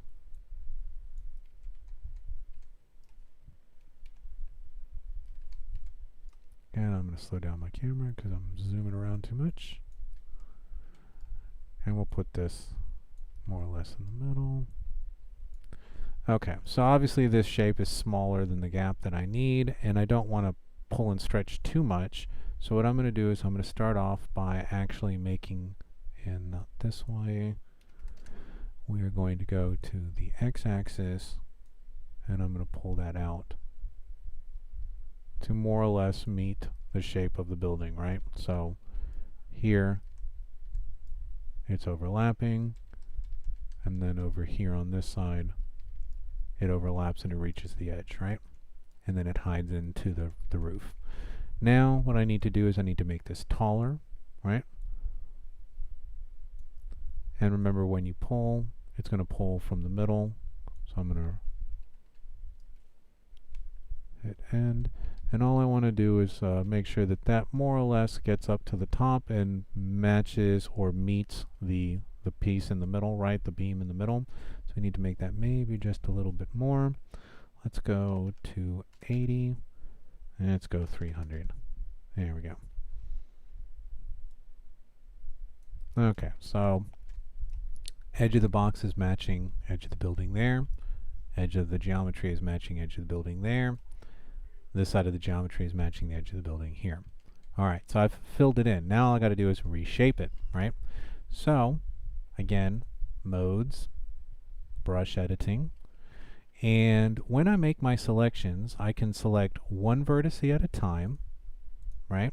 I can just grab one like we did earlier. I can also grab two vertices at one time. So notice that this one is pink, and I have this other one, right? And all the other ones are purple. So that means this one is selected. And from there, I can now grab this and deform it in this shape, or in this direction. And now I have taken my box and I'm starting to shape it, my geometry, into what I need it to be. Now this is really good for creating polygons, right? Reshaping polygons. You need to do, some weird shaping like a rock. This is probably not going to be the best way to do it, right? Those rocks have a lot of sides to them. This thing is more or less for like flat objects, right? Now, earlier what we did was we went over to that other side and we select the vertices, right?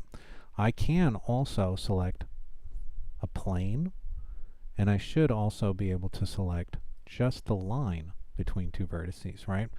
And I feel like I've actually selected that whole outline. So I think we're going to just go back to the vertices. And before I actually move on, that is still selected. So that side selected. Now that's just that one and that one. So this is selected, that vertex, the other one, and we're going to push that in this way. And I'm just going to have them meet up with the other ones, and voila, we now have that finished up. And we can throw a material on that, and our cavity has been finished, right? So that's the brush editing tool to fill in the one on the back side. I'll just make a duplicate copy of this one. And before I do that, I'll probably, well, I don't want to add the material because then the material would be on this side and I'd have to rotate it to get to the other side. So I'm just going to leave it without materials and add the materials in after the copy. So Control W to make an additional copy.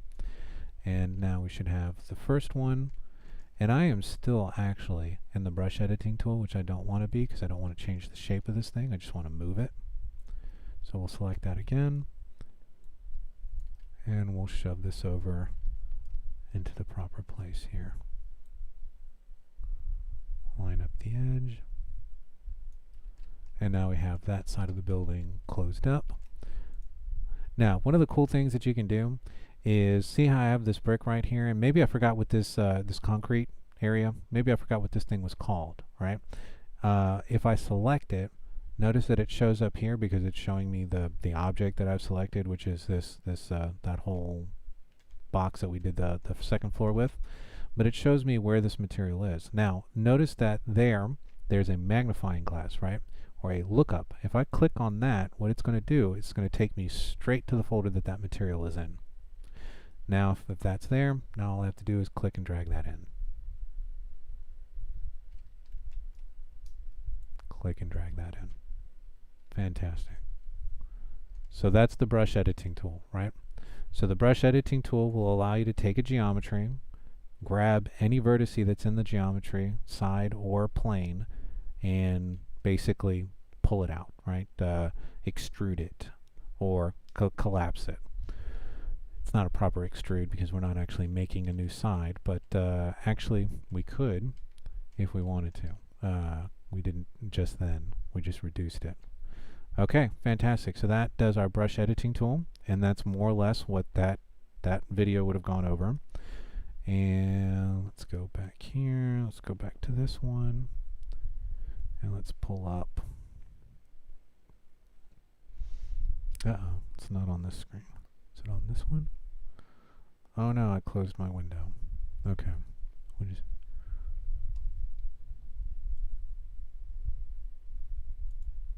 There we go. So, using the brush editing mode, that's what we would be doing with video 3F. Then the next one is going to be using the foliage tool. And I think we're going to have just enough time to get through this one, and we'll have to do caves and tunnels and the underwater stuff when we come back in on Monday, because we're in the last 45 minutes of the class. Do we have a class on Monday? Do we? Yeah. Should Labor we? Day? I don't think we did. We don't. It's Labor Day. That's why. Yeah, we could do joint work on Labor Day. That make it better. Well, I mean, you know, I guess make a barbecue and then watch my videos. Eat a hot dog for me. You know, make some. What is it? Something kraut. I wish I could go for a barbecue. Oh man, I don't need to wait. At least Or I just get go to a work barbecue on place and be like, I'm here for Martin, because he told There me you to go. eat some barbecue today. Let me go to the syllabus and let me just double check and make sure that I had not. I'm sure you guys are right. I'm just so in my own little world at I'm times. just trying to work on my because I already set up staircase, like Hold two on. staircase. That's how far I can go with it. Okay. Let me go to... Oh, wrong keyboard. I wonder what's happening. Labor Day 2021. That's on September the 6th. 6th. Yep. Yeah, it should Okay. be yeah, it's on a Monday. Wow, I thought we didn't have any... Because usually our class, like, if we're in the fall semester, you know, if you have like a Tuesday, Thursday class, you guys get that Thanksgiving day off, right? So you guys usually end up with that one day off. And that's usually the only day that affects us that we would normally be in class that we wouldn't. I just totally forgot about Labor Day. I guess I like to work too much, right? I mean, I wouldn't mind having the class on Monday anyway, but you know, No, we have to follow tradition. how dare you I follow know. the rules? I'm a traditionalist when it comes to days off. Yeah. Uh, It's true. I Don't mess with understand. my traditions. was- In fact, I give was me at more Walmart. traditions. Give me more days off. So we would be on Tuesday that day, or we Nope. don't just have. Nope, we're just gonna miss that day and just come go to back on that Wednesday. Wednesday. Yeah, we'll just go to Wednesday. Okay, 'cause watch the that, videos. I'm gonna. What I'll that do gives is you maybe- that totally gives you an extra day to watch more videos. Yeah. Maybe if I try and get back from work on Sunday, I'll just do a overnight video watching. Yep. Do binge watch my video. Yes, I'll try and binge watch your videos. Okay. All right. So so now we have all that stuff that we just did to this layer, and we did the brush editing tool. So now let's talk about the foliage tool. So we're going to go back to modes, and we're going to this time click on foliage. And this is a very cool but incredibly dangerous tool for somebody that has low RAM. And the reason I say that is because what this tool is going to do is we're going to preload meshes here, and it's going to give us a paintbrush, and as that paints across, it's going to add those meshes to your area. One So question, if Professor. yes, What is the maximum RAM for us to use it? as much as your computer can hold, Oh, there's no upper limit. okay. Yeah, I'm on two machines. One's got 32 bits and this one's got 64 bits. And I've run this on computers as low as 16 bits. The systems, if you look at system requirements, it says you can go as low as 8, but I don't know, I wouldn't I recommend have it. a 64. Yeah, I'm using a 64-bit computer, so. So I'm you're okay. fine. You'll be okay. Yeah. This is really for people that have You have low RAM. sorry, I didn't mean that. You mean gigabytes, right? You said bits. 64 Oh. gigs.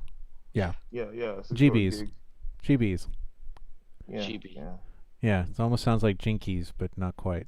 I know. For all us, Is it like say nani? where does that one? Nani means what in Japanese? Yeah, it means what in Japanese. Yeah, if someone just say "wamo shindeyo," Oh, somebody knows more Japanese than me. that means you're already dead. It's Japanese. Okay, I That's know what how. I mean by what. It's a Yeah. meme. Most like Right. So, younger people know it. hajimimashita dozo yoroshiku. Oh my gosh. I don't know that. So that's the name. Onami wa desu ka? I've been to No, Japan. I know Shigeki no Kyojin. Yeah, I don't know what that means. That I know. Is What's the only word that I Yeah, no bad words. Sai? Stop it, please. In Oh. Japanese. Sumimasen is excuse me. Mm. Doko desu ka is where am I? So yeah, I've been 3 times. It's a fun place to go. Very, very pretty if you go in the right areas and the right Yeah. places. So foliage tool. Be very careful. Try to restrict if you have low RAM. You may just want to place your forest out there. Although I do want you to use the foliage tool because it does help. So foliage tool, what we're going to do is notice that it has here, it's blank basically because we haven't loaded any materials into it. So what we're going to do is it says drop foliage here. So what I'm going to do is I'm going to go look for grass. And I don't want necessarily just materials. I want the actual meshes. So I'm going to look for static mesh. And I do have like this kind of flat grass, clumpy grass, small clump. This one that looks more like a little pyramid shape. And then this one which would be more or less tall grass. So I'm going to grab one of these. I'll grab the other one. And we'll grab three different grasses, right? So now those are in there. They're loaded. So now I'm going to go look for bushes. So we'll type in bush. And we do have, let's say that one. These don't look very different, so I'm going to just grab 2. Then from here, we're going to then type in tree. Now with the trees, you're going to find some of these that have no branches and some of them that are just the leaves that are the canopies of the tree itself. Now the reason why they do this is because maybe you have seasons in your game, and in the different seasons, the foliage on the tree would be different, right? So you might come in April when it's the cherry blossoms, then you come in during the fall when you have like the brown leaves, and then you have like green leaves during the regular part of the summer. And so you'll just have to watch it. And so I'll just go ahead and grab one of these and put it out there so you can see what it looks like. There's the tree. And then from there, the different foliages that would go on the tree. Now, this is not good because the foliage tool is a randomizer. It's not going to stick those 2 guys together. So you're going to have the canopy over here and the base of the tree over there. So avoid these kind of trees because they're not... And we're starting to add stuff already because I'm still in the foliage tool. So let me go back to my select tool, delete, delete, delete my landscape, delete the tree. Oh, my ear itches, hold on. Someone's talking about me bad. So we're gonna go. You're doing okay. No. That's the old thing, like when your ear itches, that means somebody's talking about you bad. Something like my mom used to say. I guess it's from where she came in the world. Okay, so since I jumped out of my foliage tool, I'm going to have to go back and add those grasses and the bushes. So content, click, grass, 1, 2, 3, bush, 1, 2, and tree. Again, we're looking for it. Now, there are also low poly trees that are part of some thing that I pulled in, so I want to avoid those also. And so let's grab this tree, let's grab that tree, and maybe this one. So I have 3 trees. Now, we have now loaded the brush with different materials. Now, in each one of these, notice that you have a plus at the top, right? All of these are right now active. Let's say that I drew and I realized that I didn't have enough trees, but I've got more than enough grasses and bushes, right? So what I can do then is I can just deselect those, and then that way the next time I draw over the same area, I'll be drawing just trees, right? So you can select what you're going to actually draw. Now the other thing I'm also going to do, because it's labeled as a foliage tool, but basically it's think of it as a if you were doing a junkyard, this would be a great tool to put a bunch of weird meshes that might be in that junkyard, and then just use that to create your junkyard with, right? To create the randomization of where those static meshes are going to be on your floor. Another thing that I like to do when I'm building forests is, instead of just having the foliage, the actual plants, I'll go find rocks. Because there's going to be rocks in a forest. You could have a rocky forest or rocks in your forest. So I'm going to go find rocks. And again, I want to find, not those big giant, remember that giant super rock that came in? We want to avoid that one. But I'm just going to find small rocks. And you can usually see, because it says SM on the front. So SM is small, small river rock, small, whatever rock that is. With another small rock. These guys back here, just for something that looks a little bit different. Okay, there we go. Alright, so now we have those loaded, and we have everything turned on, right? Now, we may not want an even number of rocks to trees.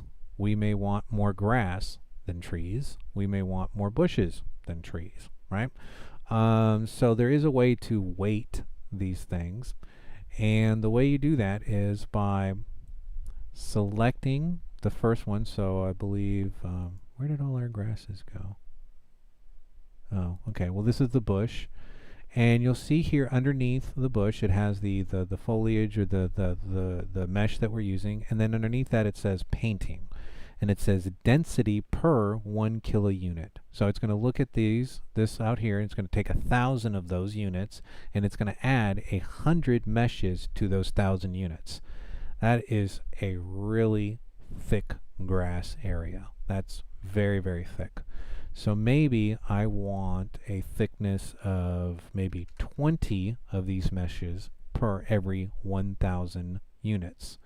From there, the next option that I have is radius. So what this means is that right now, just like with our landscape, right, when we first drew it in before we created any kind of variance in it, it looked like they were all lined up and they're all facing the same direction, right? And so that's what radius means, is that it's going to rotate from 0 to, let's say, 90 degrees or 360 degrees. Really doesn't matter if you go over 360, because it would just be an over rotation, which would then just put it back. So if I have 360 and I have 10 degrees, it'll rotate it back to the same place. So I'm just going to go up to 360 degrees, which would be the amount of rotation that this thing can have. Single instance, right. So, oh, I'm sorry. So in this case, and we'll get back to that in a second, because there is a rotation as far as placement down here. Sorry, I was in the wrong place. What this means, what this radius means, is how far apart from this unit, from this piece bush, is going to be the closest bush, right? So the radius from this bush to the next bush is going to be 360 units per 1,000. So I can't put two of them too close together, right?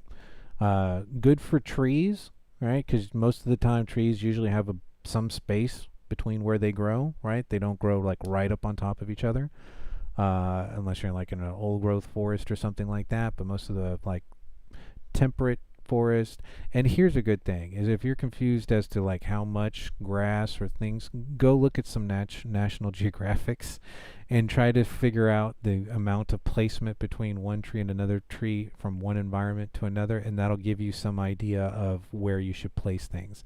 Otherwise, put enough space so that your character can walk through. You don't want to make the forest so dense that it feels like a wall that your character walks into, right? Like the edge of old Pokemon games.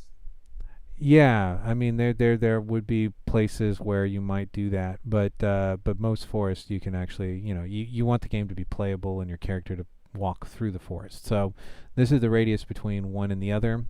From there, uniform scaling means that they would all X, Y, and Z axes would all be the same. We can change the x-axis, which would be the tallness of the object. So we can make, let's say in grass, let's go from 0.5 to, let's say, 1.5. And so now we've created variance in that scaling, right? And we say free, we can change the x, the y, and the z. If we're restricting this to just x, y, maybe we're restricting it to zy, or we can go back to free and say no changes on the x, y, no changes on that. And in fact, I would probably do my z-axis. That's probably going to do better for us for height. So let's go 0.5 there. Let's go to 1 here. And I'm going to say don't really change anything on the x and the z axis, because that might stretch the material, right? It might stretch the mesh. So let's put this, and we can always go hit that little reset button there on the side. So what we're saying is z axis, we want it to in range from 0.5 to 1 or 1.5, and leave all the other axes alone. So as it's generating these randomly, it's going to be changing those values. And then let's remember we did that earlier with the bush on the other day, where we took that same bush and we made one just a little bit bigger, one a little bit smaller. We rotated one, we rotated the other one, and now all of a sudden it didn't look like the same bush stacked up, because there was enough variance between those two. From there we have placement offset. What this means is it's going to try to align it as much as possible to the floor. So remember that we have some surfaces here that are at an angle. And something's happening to my mic. 1, 2, check, check, check. 1, 2, there it is. Okay. I think I need to get a new headset. I think this one's just about had it. The wire's getting like, anybody's ever had headphones and had like one side of your headphones go out, it's usually that the wire inside is frayed. So anyways, so offset from the z-axis, like how much will it tilt if we go up one of these axes, right? Because you could use the foliage tool, have trees on there, and then you get to something like this and you just keep painting and it looks like the tree is coming off the side of the mountain, right? Like horizontally to the ground, which looks very weird. But you can paint and it'll push that, it'll try to make it go up, right? It'll try to make the tree stand up instead of standing even with the ground. So let's see, the max angle that something could have. The yaw is the amount of random rotation, so that's how it's turning on its axis. This is what we were actually looking. If I don't have that on, then everything's going to come in facing the same direction. If this is on, they're going to slightly rotate the objects. Here it is dealing with where it can be placed on the ground. So if I have an angle that is more than 45 degrees, it will not place this object there, right? It'll just look at that and go, I guess something can't grow straight up and down off the side of a mountain, right? And so here I would probably avoid putting trees. Maybe grass, you can go a little bit higher, right? You can go up to an angle of maybe 100 and, whatever. Grass can grow almost vertically on a wall. If it finds like a little cribby hole or something to take root. But we have enough of a green color on this that we really don't need to throw foliage on there as well. But that's what we're looking at as far as the objects here, and some of the different changes that you can make to the placement of it as we start painting it, and also the scaling of that object as we start, and how close it is to the next one. So now that we know that, we're going to go to the next object, right? The next bush. And maybe this bush doesn't grow as well as the other one, or I don't want as many of these. So maybe I'll put a radius of 500, put the density to 5, so there's only 5 per every 1,000 kilounits ground. The radius, it needs to be 500 units away from the next one of these bushes. Scaling, I don't want uniform, and I do want a scaling difference of I don't know, let's make this one 1 to 1.5. So there's only a 0.5 difference between one variance and another. And we do want random rotation turned on. And this is a bush, so probably wouldn't grow on the side of a mountain. Let's reduce this down to, let's say, a maximum slope of 30. And you can also restrict how high that bush grows. So as as the elevation goes up and you go into the mountains, you'd have less and less vegetation, and you can actually create that here by changing the height. So now we're going to go to the first grass. Density per unit, let's say 30. Radius from the next one, let's say 50 units. Grass can grow pretty close to itself. Let's say this grass doesn't grow above a certain height, so we don't need to change the scaling, but we don't want the grass to be too tall, so we'll go 0.5, 0.5, so there's no variance.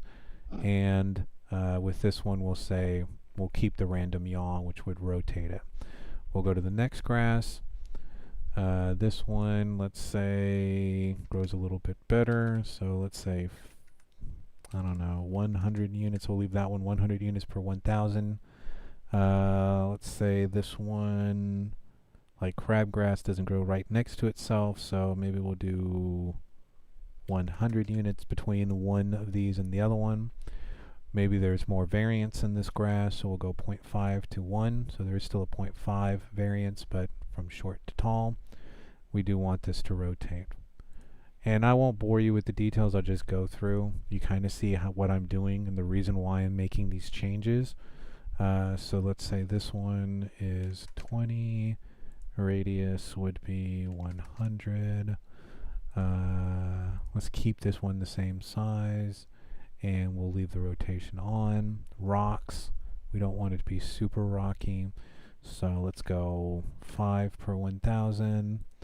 Radius would be 20. Maybe we'll let them cluster if we can get them close enough. We definitely want all sorts of different size rocks, so we'll go free. And because these are rocks, we can go from 0.5 to 2 to... Let's make some of these big. Let's make them 2.5 times the regular one. This would be from 5. And there we go. So we've created enough variance there. We'll leave the yaw so it'll rotate it. Go to the next rock. Oops, cancel. I hit the save button. So we're going to go to the next rock. Same thing. This one we'll say... 2, no, maybe that's too many rocks. Let's go 6 rocks per every 1,000 units. The closest one of these rocks can be to the other one, let's say, would be 80. And there goes my mic again. Come on, make it through the class. And got another 30 minutes to go. So these can be pretty close. Scaling free. Oh, come on. Let's put it there. And I'll try not to touch the cable. Try not to move my head too much. 1, 2, check, check, check. Okay, so I'm still there. Okay, so scaling on this, let's say 0.25. Maybe these rocks don't get that big. to 0.5 on the DX. Let's do 0.5 here to... Wait a minute, is that grass? No, this is rocks. It should be rocks. This are the rocks that I have selected. That's why I'm saying, like, rocks come in all different shapes and sizes, and because it's not biological, I don't have to really restrict how it's moving. I can pick a bunch of different random XYZs because it's a rock. It broke off the side of a bigger rock. And they can all be different sizes. Placement, we'll leave the random, so that way we do get the randomness for it. Now I'm going to go to the trees. Trees, I don't want too many. Let's say I have one per every 100,000 units. A radius of, let's say, 500 would be the closest it could be to another tree. Scaling, I do want free, but I'm only going to change the z-axis, right? Because I only want to change the height of the tree because it's a biological. So let's go from 0.5 to, let's say, this tree can get pretty tall. We can go to a 2. It's not quite a redwood, but... What was the radius on that one? I'm sorry, I didn't hear it. I'm just... And these are random, so... Okay. I'm just saying that trees in my forest are not going to grow that close together, so the closest one of these trees that will be next to another tree would be 500. But you can change that. You can make them grow... You can cluster them, right? You can make it 50 units between one tree and another tree, but it would still only be 1 per 1,000 units. So there's 1,000 units here, there's another 1,000 units here. This one wants to randomly place the tree here, that one wants to randomly place the tree there. But if that's within 500 units, then it has one of those two has to pick another spot. Do you see how that works? Yeah. Okay. So then we randomize the height, and that's really the only thing. Rotation, yes. And we'll do the same thing with this tree. Maybe these trees are a little bit, they do better.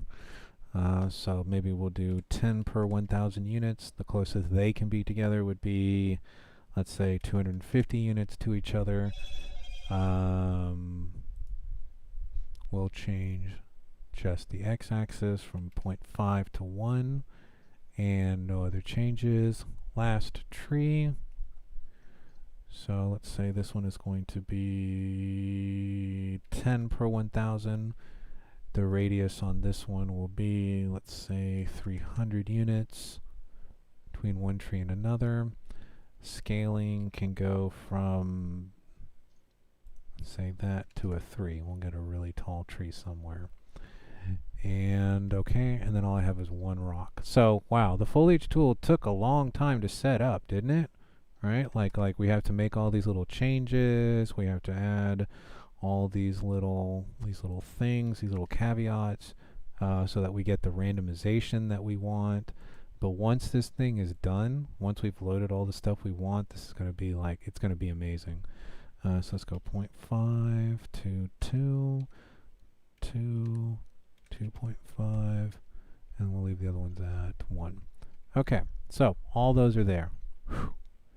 Let's zoom out so you can see our environment, and let's add our forest over there. Let's go, let's make this a little bit faster. Okay, so now we can see more space. All right, so right now my tool is pretty small, right? It's not taking up, you can see sort of that little circle there in the middle.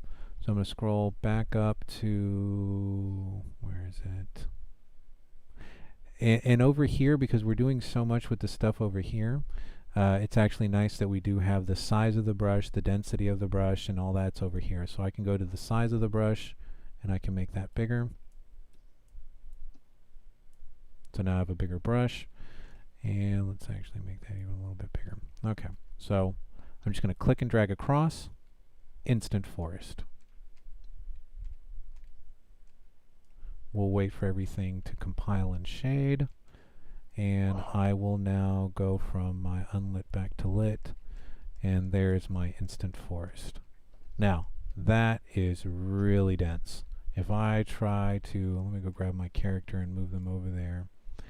So let's get out of this mode. We'll go to select, so I can select my character, and let's put them on the edge of this forest, rotate them around so that they can see the forest. And let's push play. Let's see if we can actually navigate this thing.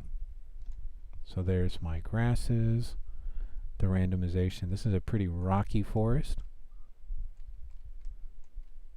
Now we can still go through the rocks, which is really weird. We would expect not to be able to do that in trees. We have not created blocking layers yet, and we're not going to explain that until we get to enemy characters. But for right now, that is just way too much, right? I mean, that's just too much. I mean, you wouldn't be able to do anything in that game. It'd just be like you're stuck in a forest. So what we want to do, I'm going to hit escape.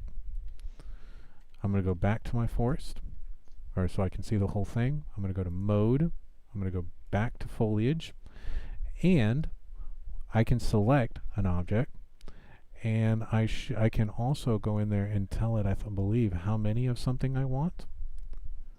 And oh, the other thing would be holding the shift key so that we're actually removing the forest.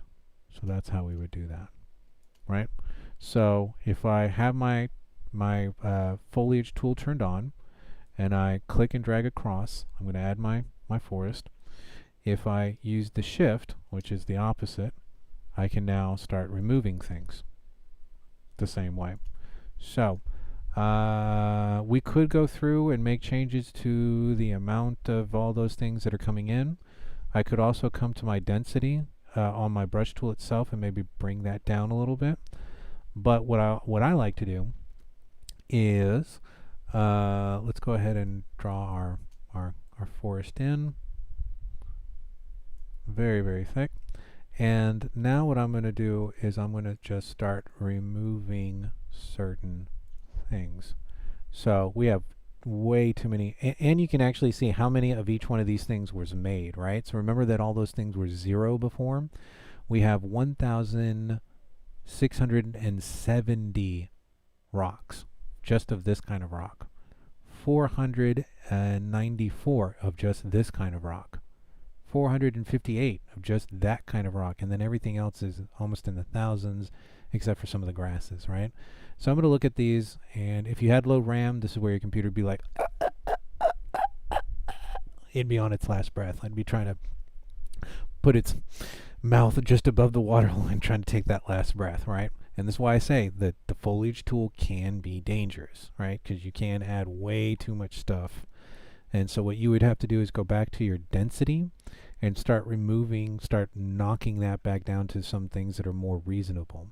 But what I'm going to do is I'm actually going to deselect everything except for this one rock. And I'm going to go back into my tools, or back in here. And I'm going to go to the editing tools here for this. Pull that all the way out. And we see that we can filter foliage, landscapes, certain things. We can also go to our density, and I can make the density less. And now I'm going to hold my shift as I go across. And what we'll see is that the number of those bricks went down, right? Those rocks. We were in something like 1,600. Now I have like 700. Let me do another pass. Now we're down to 300.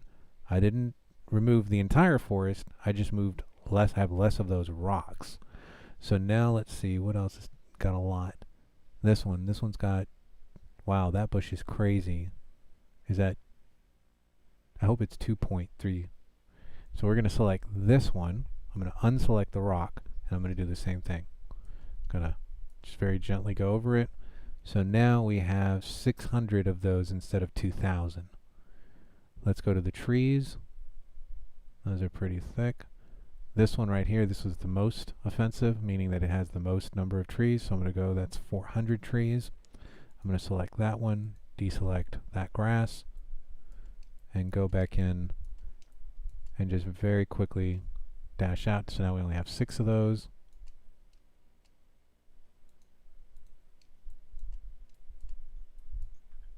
Pull that back a bit. Go to this one.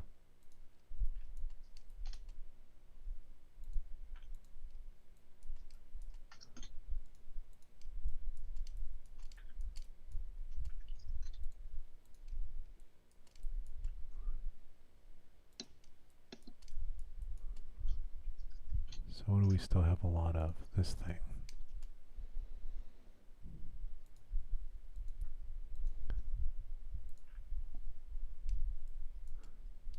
Oh yeah, that was that grass. Okay, so now we have something that may be navigable. I can't say that word. Navigable. Whatever, you know what I meant. I'm going to push play, and I'm going to walk towards my forest now.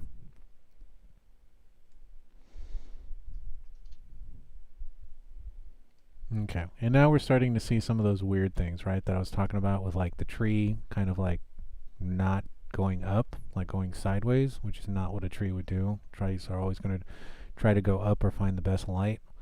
But this looks way more realistic, right? There's just enough variance in everything. All we have are some of these weird trees, right? So what I'm going to do is, I mean, you could go back in and you could tell it that you don't want it to grow on anything that's more than a certain degree width, right? So we saw earlier where we could say, don't place an object on anything that's more than 45 degrees or more than 30 degrees. You can narrow it down to like 5 degrees, and then that way you would have mostly plants that go straight up, and you would have nothing growing on the side of your thing. But what we can do is, even though we've created this using a brush tool, we can still go back to modes. We can go back to select, and I can actually still select a individual item. Believe might still need to be in my foliage tool, and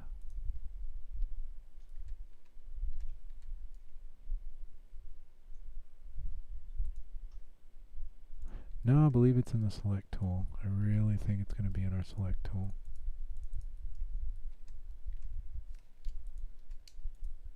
Maybe it's a shortcut.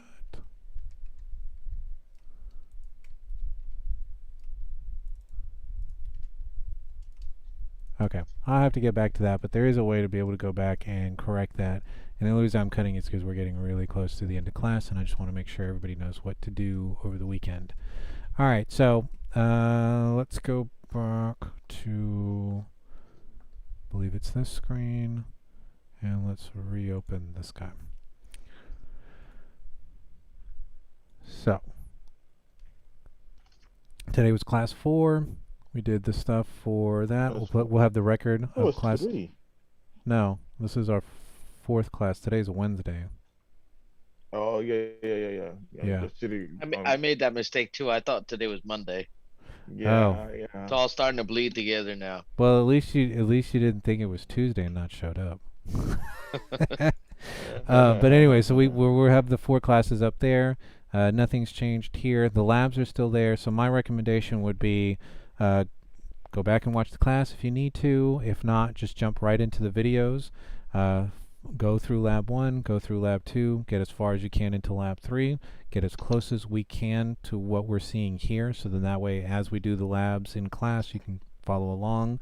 And for those that are still waiting on equipment, I'm sure that'll come soon enough, and you'll be able to start working as soon as your equipment gets there. In the meantime, remember that none of your projects or none of your labs are due until I think it's November 1st. Like I said, that's a double-edged sword. It gives you a lot of time to work through everything on your own, but you don't want it to accumulate and have to do 2-3 months worth of work in a week because everything is due on November 1st. So as soon as you can, start working on the project, start turning things in. Remember that turning things in is creating a walkthrough video of your level, showing me all the different things that I'm looking for. Remember that there is a checklist down there for, let me open up that one, checklist of what I'm looking for video 1, video 2, video 3, video 4 in lab 2, and that these are the individual skills that I want to be able to see somewhere in your level. So what I normally would do is open this up, have that on my second screen, or have it open behind the software, and every once in a while just use your Control Tab to flip back and forth between this and your work area inside of Unreal, and then show me that each one of those skills are there. And then also just make sure, do a checklist yourself. Is this there? Is that there? Is this there? Is that there? And so then that way, when you turn your stuff in, you'll get full credit. Remember to keep these videos less than 5 minutes in length. I have 17 or 18 of you guys. If I have 20-minute videos from everybody, I'm spending 2-3 days out of my week watching videos, and that's too much. I should be able to finish everybody's assignment in less than 2 hours. Watch everybody's videos and be done with it in 2 hours. So keep your videos to 5 minutes. I do take points off for videos being longer than 5 minutes. I mean, if it's like 15 seconds over 5 minutes, it's not a big deal. But if you're going several minutes over 5 minutes, that's when your points are going to come off. So yeah, so watch the videos, go back over the classes if you missed them. Remember that you can send me questions. So if you go to the inbox, this is where you can compose an email to me. So you can select our class. If you go over here to the roster of the class, I'm the only teacher that I know of that's here. So you'd select my name, type in whatever the name or whatever your problem is, and then obviously write in whatever your question is. And then you would say, did I send that to myself? I sure did. Okay, that'll be fun. Hope nobody's looking at my emails. They'll think I'm on drugs. But anyway, so that's what we've got for the weekend. Try to catch up. We are going through this very fast because all this is landscaping. We need to create an environment for our characters, and I want us to get through the labs, so then that way when we break up into our groups, you guys can be more effective because you've seen the material once and all the stuff that you need for making your game. So at this point, class is over. You're welcome to leave if you want. If you do have questions, you're welcome to stay. I do have a class at 5 o'clock. I have a student at Guitar Center at 5 o'clock, so I do need to leave within about 30 minutes, so I'll be here till about 3:30, and then I need to cut off the extra stuff on the end. But okay, so that's it. You guys are free to go. Keep working on your projects, work on your labs, and if you have questions, I'll be happy to answer them now. You already called room? I didn't, but I saw who was here and who was in the class because I've been watching the participants list on the inside Zoom, so I have a pretty good idea who was here. Okay. I have a question about Sure. my grass layer info. Okay. It's Yeah, just I have a question after, and he Sure. can go first, obviously, because he asked first. No problem. for some reason my grass layer paint is black. I'm not sure what I did wrong, but It paints in black. yeah, you know, I have textures and green textures in there. I can see that the grass layer is there, but for some reason whenever I paint there, it just comes in as black. I don't know if it's maybe something weird I'm doing. I mean, I would really have to see what's going on. If you'll do a share screen. Sure. Did you put the purple one as the texture? No, I thought at first, but Well, the thing is that it should be a material that you're adding there, not a texture. So they should be Maybe static. that's what They I should be did static wrong. meshes. Go ahead and share your screen. Let me see if I can. Do you guys have the advanced sharing options? it says it's disabled at the moment. Who can share? All participants. Okay, try now. Okay.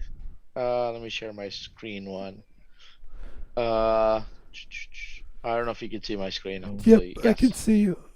Okay. Yeah, I can see your I screen. did put a texture here, so maybe that's the problem. But let No, me show you what's that's happening, a right? texture. So everything looks okay, right? Mm-hmm. Ish. And but the instant I paint grass,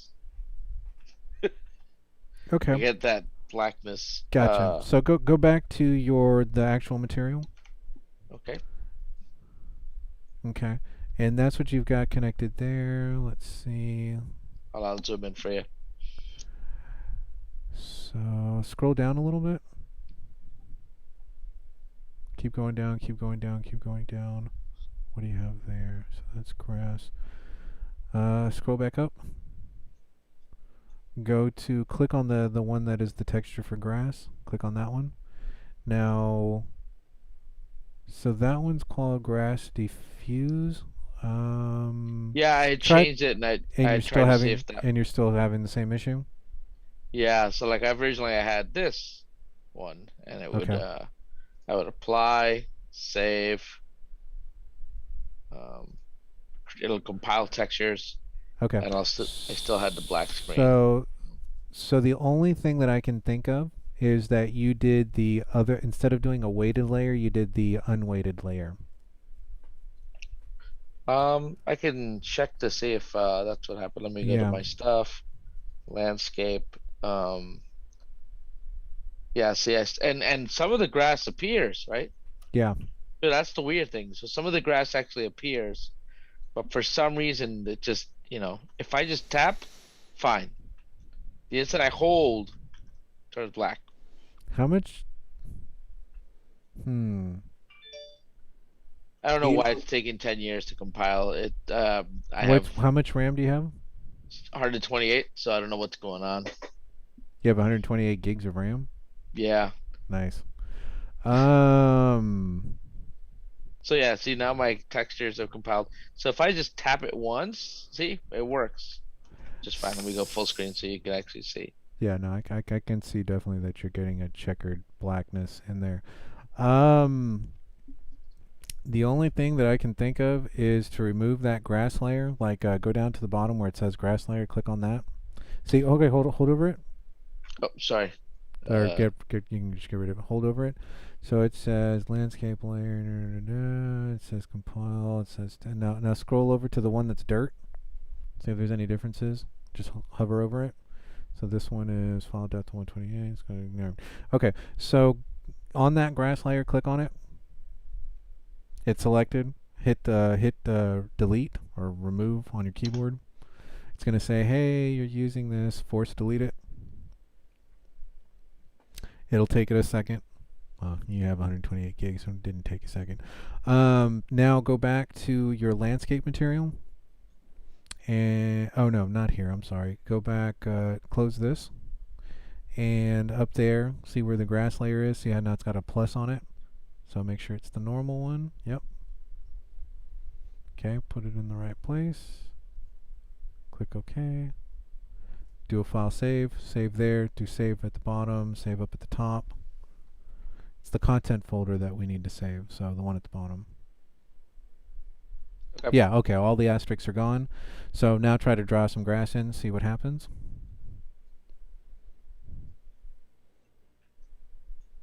Interesting. I don't know what's going on. It's almost like if the strength is too strong, maybe. So like I'm just gonna put it like here. Yeah, no matter what we do. Maybe it's the fall off. No, it's not that.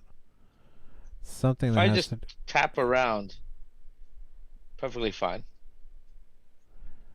Well, But that's not the way to do this, so. And it looks terrible if I just do that. click and after a while. drag. Click and drag one more time. Just click and hold it. See if we can reproduce. Yeah, there's the blackness again. The only other thing that I can think of is go back to your matte layer. So double click and open up your matte. And that's what we have for grass. You've got that going into the UV. And we've got that going into grass layer. That's going into roughness. Let me see what you have for the texture one down at the bottom.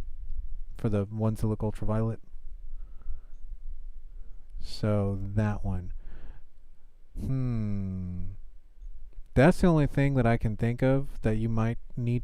Oh, well, we do have.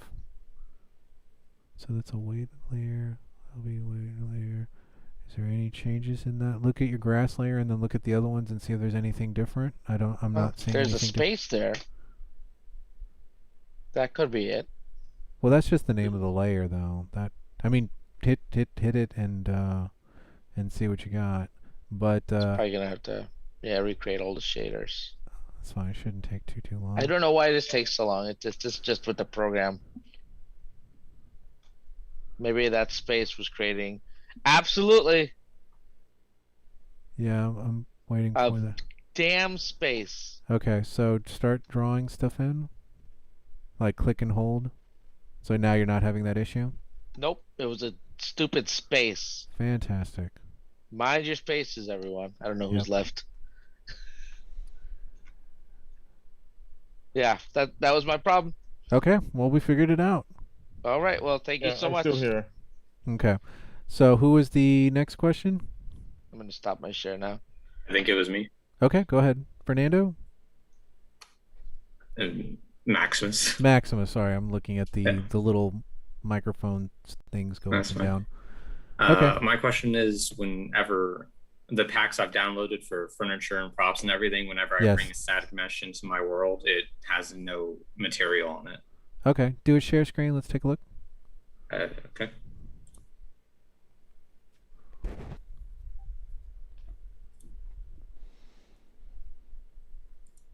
Are you seeing it? Almost. There we go. Now I see it. Okay. Okay, so let's look at your, go to your material, go to content. I put a to- marketplace content to separate it. Sure, This is that's stuff. no problem. Which is the one that's got your furniture in it? It's well, just all of them really, but none of Okay, them work. well, show me one that's not working. Let me see. Should just be all of them. Yeah, when I bring it in, it just has this plain Okay, stuff. so as you let that thing sit, what it's doing is it's actually compiling your shaders, and it should actually. How much RAM do you have on your computer? Only 8 because it's the lone one. Okay, so this is one of those situations where it's trying to build the material and have it reflect the light, and as you bring that material in, it's building the materials around it. So it's not that it's actually coming in blank, it should be coming in with its skin. Even when I bring stuff in on my 32 gigs or 64 gig one, it takes anywhere from 30 seconds to a minute sometimes to build in the skin. So that's what I think is actually happening. Now we can check this by going to go one folder up in on your content browser. No. No. Well, go. Yeah, just go back to where you were. Okay, so before you go into meshes, go into materials instead. So here's all the materials, and you see how it's taking a while for them to fill in? And you see how bathtub story mat is there? I'm pretty Yeah. sure that's the material that you would be using for this bathroom.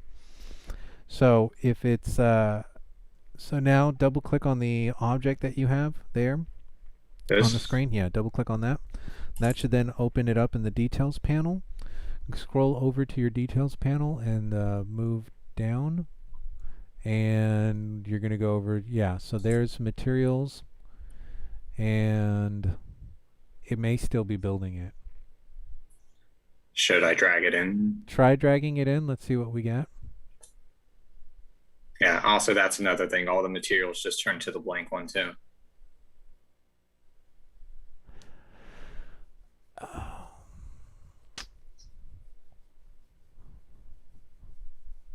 I mean, okay, so let's do this. Go to your place actors on the left-hand side. Go to a geometry.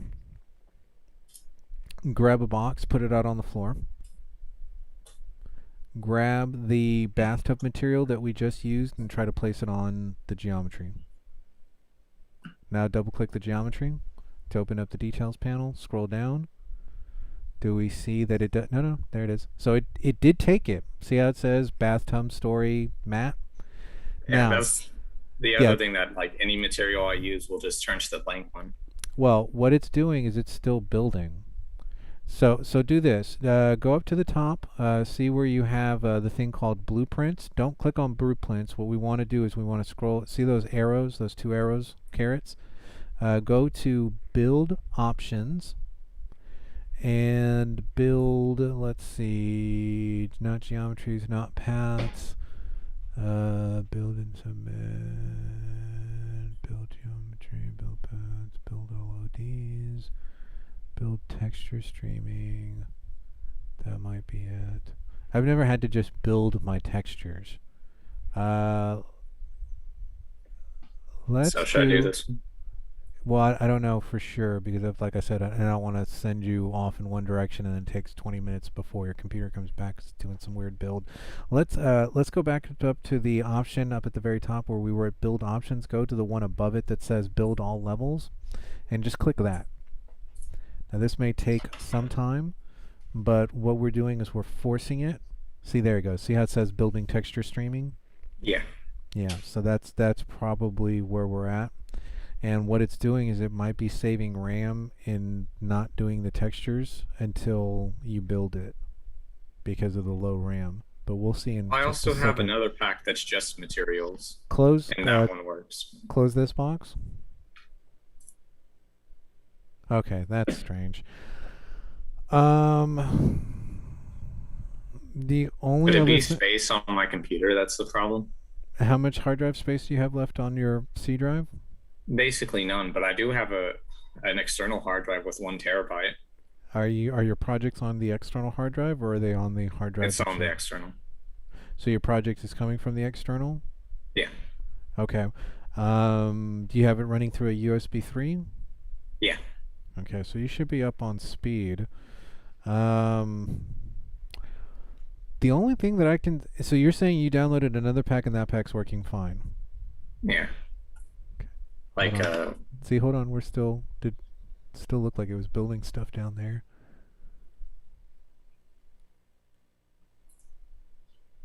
Oh no, I mean there was like shadows. Okay, so I think the build is actually over, and yeah, the material itself didn't actually take. What I might do in a situation like this is I might re-download that pack.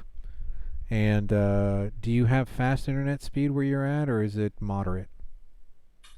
Probably moderate. Okay.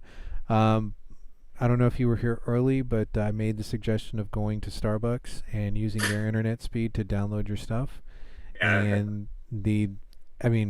I think that's a great way of just making sure that you download everything at a proper speed.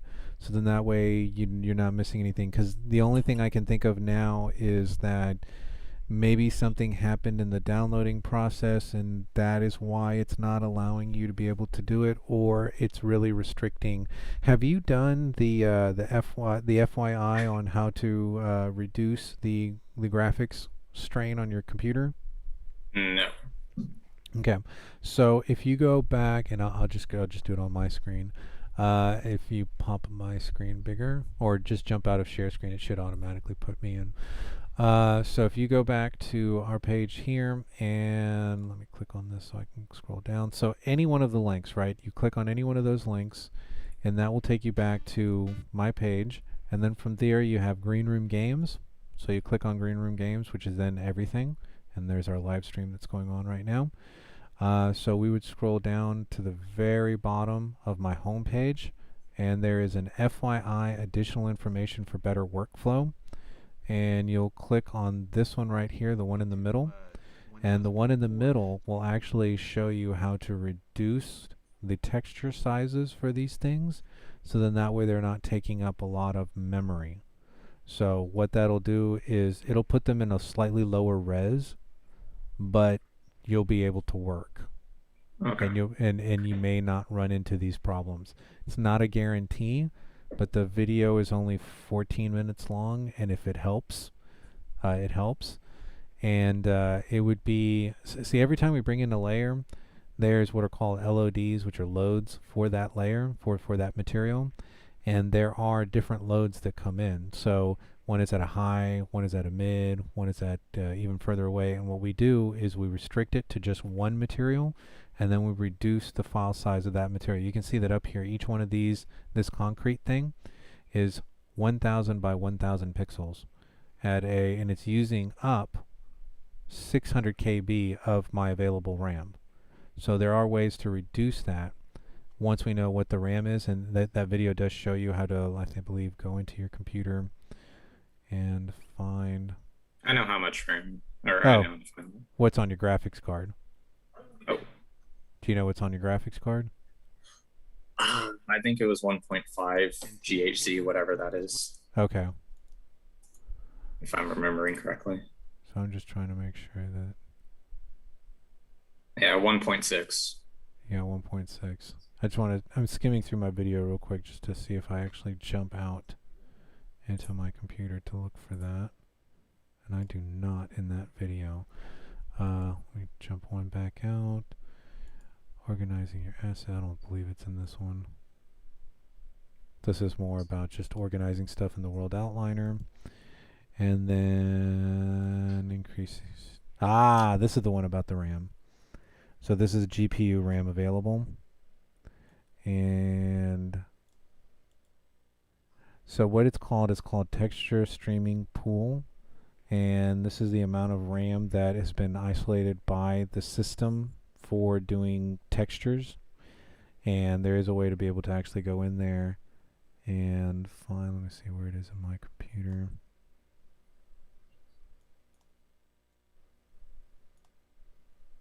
So there it is. So I went into Device Manager, then I went under the display adapters, and I actually found my graphics card. And then from there, resources. Oh, this gives me the name of the graphics card, then I can look it up online. That should then tell me exactly what the max amount of memory that the graphics card can do. So this one happens to be an 8 gigs graphics memory card. And then from there, that gives me the number, 8 gigs. So let me see, what else do I do with that? Then what we do is we go into Program Files, go into Epic Games, go into Engine, and there's a particular file here that you're looking for called Base Stability File. And then you're going to do a search in Base Stability for Streaming Pool. And you're going to find r.streamingpool or streaming.pool. You're going to find it, right? And then you can see that right here, this is restricting me to 3,000 or 3 gigs of memory. I had 8 gigs of memory, right? So what I do is I increase. Where is it? Oh, there, I zipped through it too fast. Or maybe I had already increased it. I think that was at a lower number. I had already done it. That's why I'm not changing it here. 3. So instead of so basically what I told the stability tool to do is basically, hey, you were restricting me to 500 kilobytes. I want, or 500 megabytes, or half a gig. I have 8 gigs on my graphics card. I want you to use 3 of those gigs just to do the streaming pool.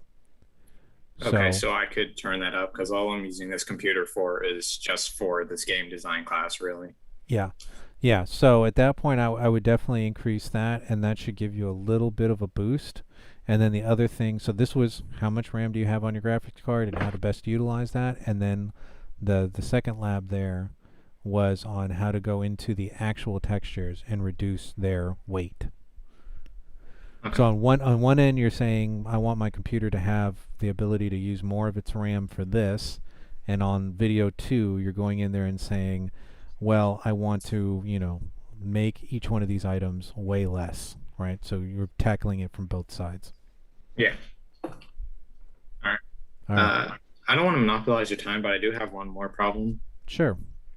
I do have the 1 terabyte external hard drive, and that's where I'm saving everything to. But when I'm trying to download more packs from Epic Games, it says I don't have the space. Okay. Go to Epic Games real quick.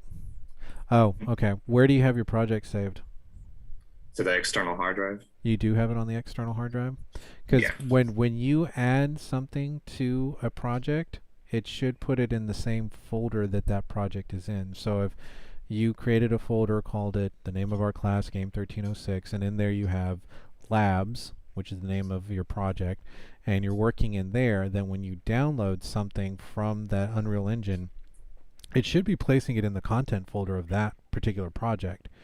So that's where it should be sending it. Now, how much space do you have left on your C drive? Let me check real quick. 2.41 gigabytes. 2.41.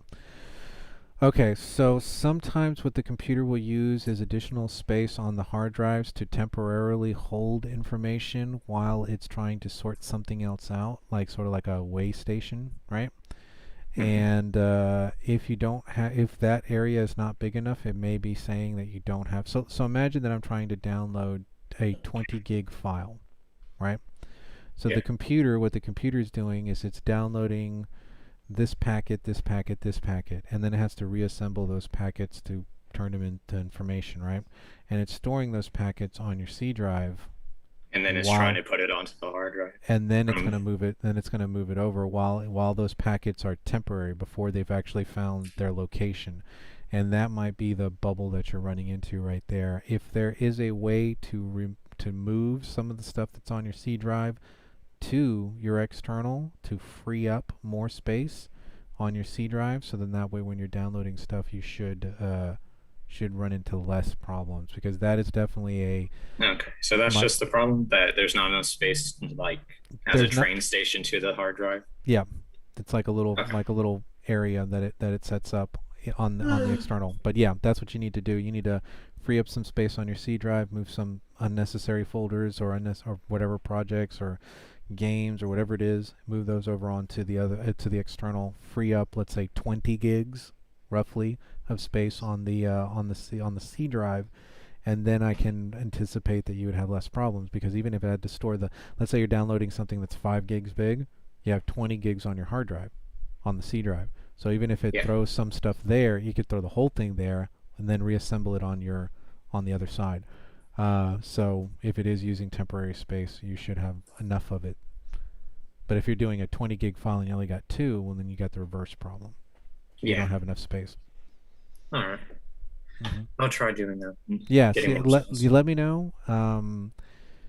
Because the only because if your project is on the external hard drive, it should be by default putting it in the content folder for that external hard drive, and the only thing I can think of would be in the actual downloading process that it's using the C drive, trying to use that as a temp folder. Yeah. All right. Okay. Thank you. Yep, no problem. I hope it all works out. I'm sure you'll get there. Me too. All right, cool. Any other questions? I could probably take maybe one more. Nice day. Jensen, My pleasure. Yes, sir. yeah, when I was doing a gameplay of my project, I found out that I'm at the bottom of my map. Okay. So what's your Yeah. question? Let me just show you my screen. Sure. Yeah. Oh, my back. There you go.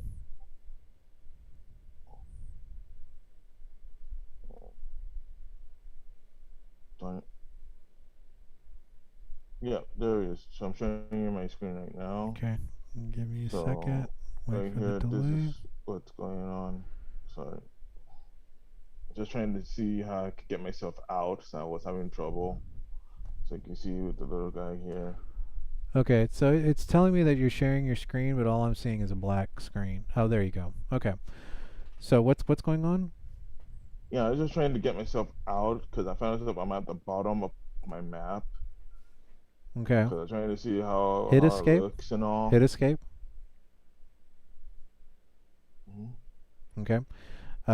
Zoom around so I can see where your character is. Zoom out. Move away from the area that you're in. Let me see more of your game area.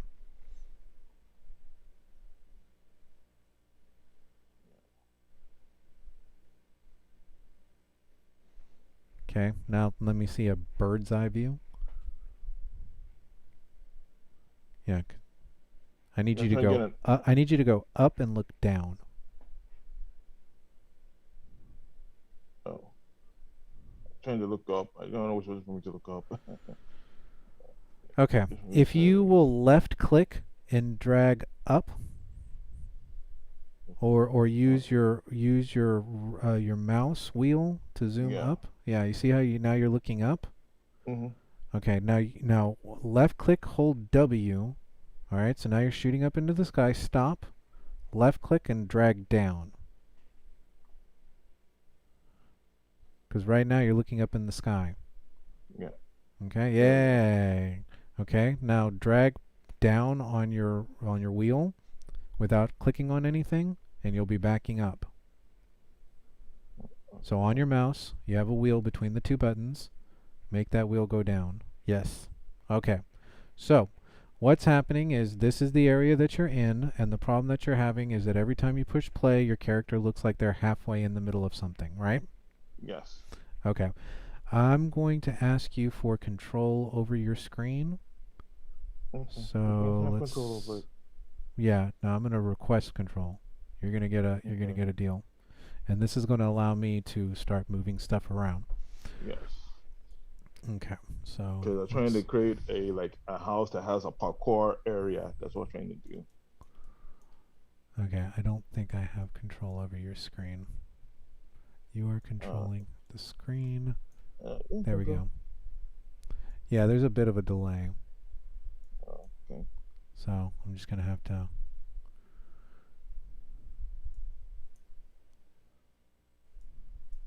Move out. Because I'm just trying to make some progress. No, I get it. Okay. So stop sharing your screen real quick. I understand what's happening. I know what's going on. It's about what you're looking at on your screen. So options, exit full screen, and I think I'm still in control. I can't move my mouse.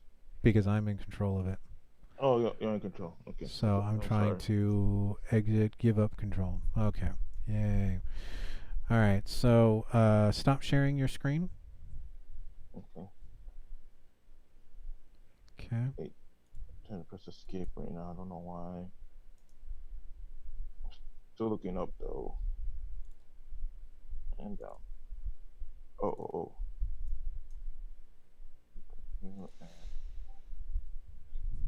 Yeah, there we go. Just stop sharing. Yeah. Okay. So now we're back to my screen. Okay, good. All right, fantastic. So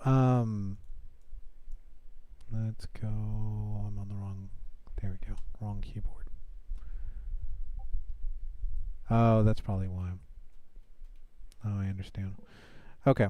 So the thing that's happening to you is that when you push play, you actually have two characters out on the floor. So you have, let's see, scroll my camera down, let's make it a 3, and let me go find my first person character.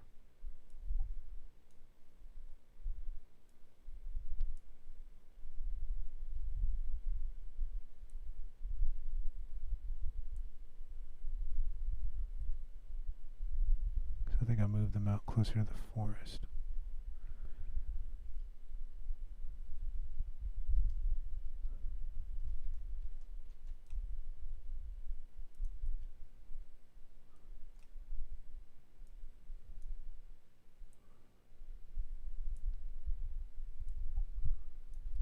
Okay, so what happened when you created your floor, right? Mm-hmm. Your floor is higher, the top layer where my bricks are is higher than the bottom of your character. So if my character, see how my character has like this little bubble around them? Mm-hmm. Okay, the bottom of that bubble is my character's feet. If I have my character and I do this with my character is no longer starting on this surface. It's going to be starting down here, right? And that's what it's going to see as its floor. Now, if you have this thing really down, you may actually not be touching anything, and you might fall actually through the floor. So that's not quite what's happening to you. Watch, if I push play, see what's happened? See how that looked really weird for a second until my character popped into the right level? So what you need to do is you need to go to your character. you need to grab your character Lift him upward. by the Z-axis, and then on your keyboard, see how it's kind of hovering over the ground? Yes. On your keyboard, you're going to have the insert, delete, home, end, right? Next to your Yes, sir. keypad. So you're going to hit the Okay. end key. And what that's going to do is it's going to auto-align the bottom On of the my floor. sphere with the floor. Now that's going to be one problem. The other problem that I also saw was that you have what's called a start character. So let me pull this out a little bit. Oh no, I'm seeing that here too. So don't worry about that. So I think what happened was the floor. I think when you put in your floor, you didn't move your character up, and the floor was actually came in a little bit higher than where the other floor was. And so because of that, this guy wasn't aligned with the floor, and thus you were having problems. Okay, so now that you've lifted your character up and they're above the floor, can you push play and see if you're having the same issue? No, I still have the same. I've not actually rectified the situation yet. Okay, I was just listening to you. got it. Okay, Yeah. well, if you lifted your character up and hit the end key, that's the only rectification that we needed to do. And that's why I'm Okay. saying you should be able to test this. Yeah, hang on. Let me just quickly zoom out. Okay, and if you want to share your screen I see again. the other guy. Yeah, I'm coming. Okay. Screen share.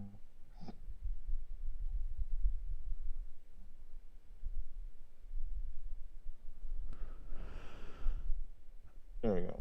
Okay, we'll just give it a second because it takes it a minute to pop in. Okay. Okay, so zoom in where you see where your characters are. Yeah, hang on.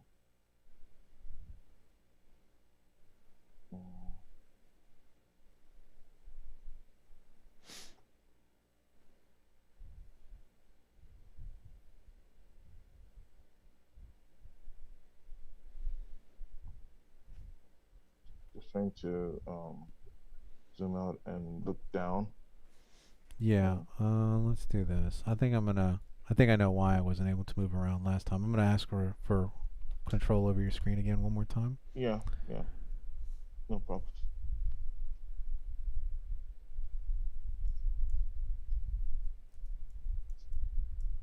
Yeah, it's just telling me that I'm waiting for you to control the screen.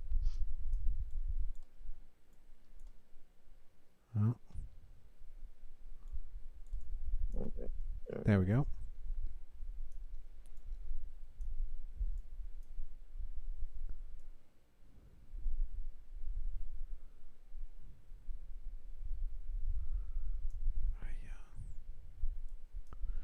You know what I could do is I could just do this because all I want to do is get to this guy, and that's what I'm having issues with. Also, if you will let go of the mouse or the keyboard or not touch your touchpad. Yeah, I'm not touching the mouse or the Okay. keyboard. My hands are free. Okay. Let me just see if I can drag that over a little bit. What I'm looking for is my first person.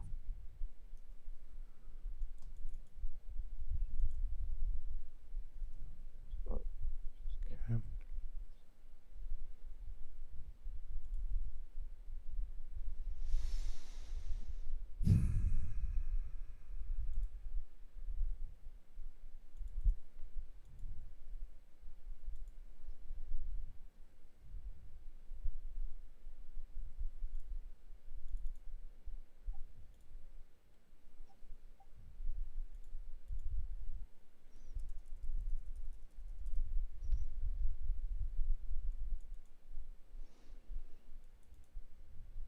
Okay. This is misaligned. See how this is outside of your bubble? See how the guy's not even holding the gun anymore? Yes. Okay, so that means that you opened this up, maybe unintentionally, and made a change to this. Okay, so what we need to do is click that open so that we can open up the editor, which I've already done, so I'm just waiting for that to pop through. Yeah, so you can just reset it to its normal position. Yes.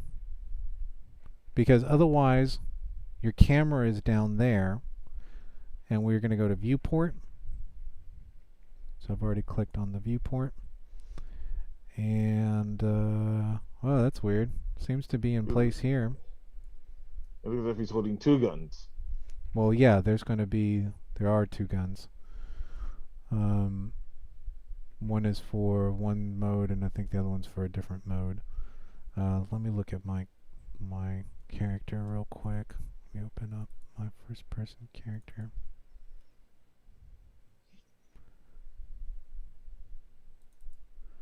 Come on, open up the editor. There we go.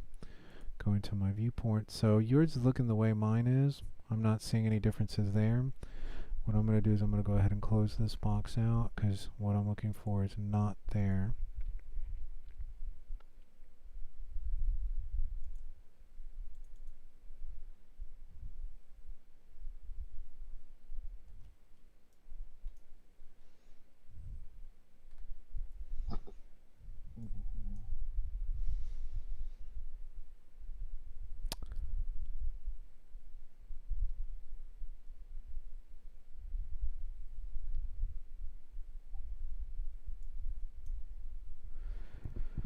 Okay, it's going to be very difficult for me to show you this on your screen. I'm going to give up remote, and then I'm going to share my own screen, and I'll show you where you messed up here.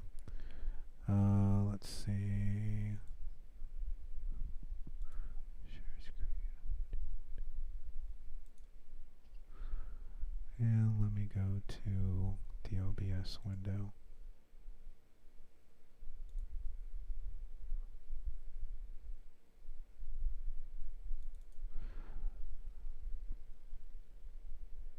Why is it doing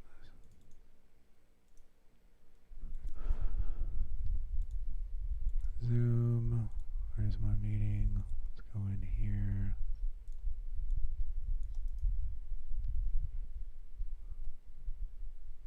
Oh, okay.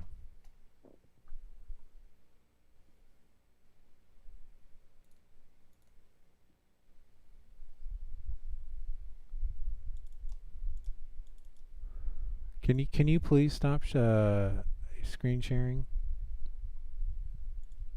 There should be a way for me to just like knock you out, but it's not letting me do it. So I need you to stop sharing your screen so I can go back to mine. Yeah, that's what I mean. Stop screen sharing. Mm-hmm. Because otherwise...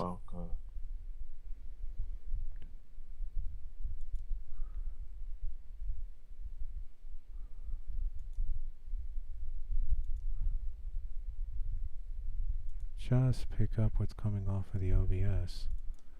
I don't want the OBS window.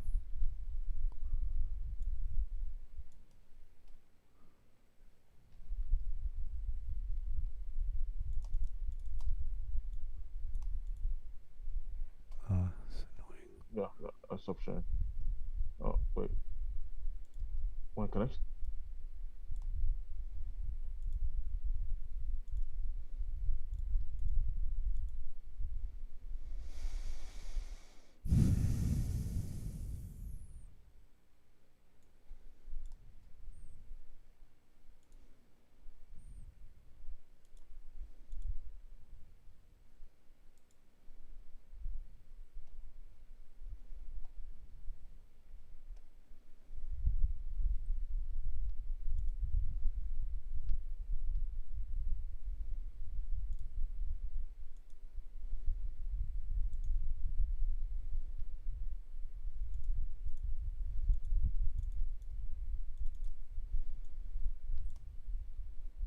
Okay, so you guys are sharing you guys are seeing my screen now. Okay, good. Wow, what a nightmare that was. Okay, so would you like to make any changes? No. Okay. So what's happened is that you have selected somehow by grabbing the character and holding, let's say, maybe the select key, maybe the control key, maybe the alt key, but somehow you have dragged a portion of this thing off by itself and I'm trying to reduplicate that.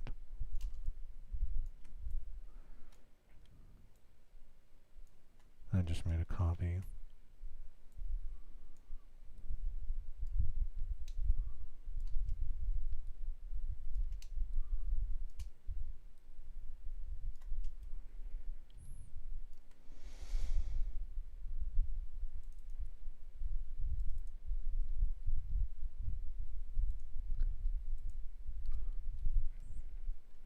Yeah, so basically in this view, I can grab individual things like the mesh, and I can scooch that over. See how that's no longer lined up? Are you still there? Is anybody still there? Yeah, we're still here. Okay, did he leave? I don't see him up on the screen anymore. It seems like he left. Okay, he might have. He might be on a computer that's not able to handle. Okay, but anyways, so basically what I have to do is go back into the mesh for the object, or in this case, our first-person player. So maybe you'll see this on the redo or on the YouTube video later. But that's basically where you're going to realign that. So you're going to have to realign your first-person character because somehow you pulled it apart. Once you do it there, once it's in the right place, you're going to hit compile, save, close, and now if I push play, see how the gun looks a little weird? It's not quite in the right place, and I can see a little bit more of my shoulder than I want to. So I would have to do the same thing, double click, open up the editor, go back to viewport, and I think I'm going to grab this guy and push him back a little bit.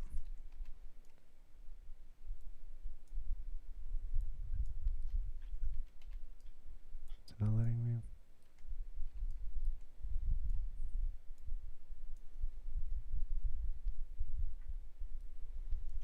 Oh, maybe because I'm in play.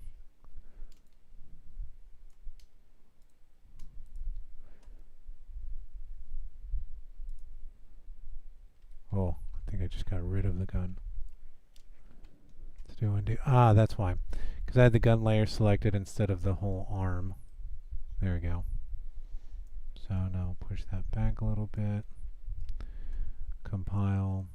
Save. Yeah, when something is inside of another object, like it's in a socket, you have to move the socket. You can't move just the object. So the gun would not move on its own. I had to actually grab what's called mesh 2P, and that's not in a socket, so that allowed me to move it. So compile, save, play. We'll close this box. That looks better. The gun's at a weird angle. I'd have to readjust until I get that back. Important thing is that my bullets look like they're still coming out of the front of the gun, so that's good. Oh, there he is.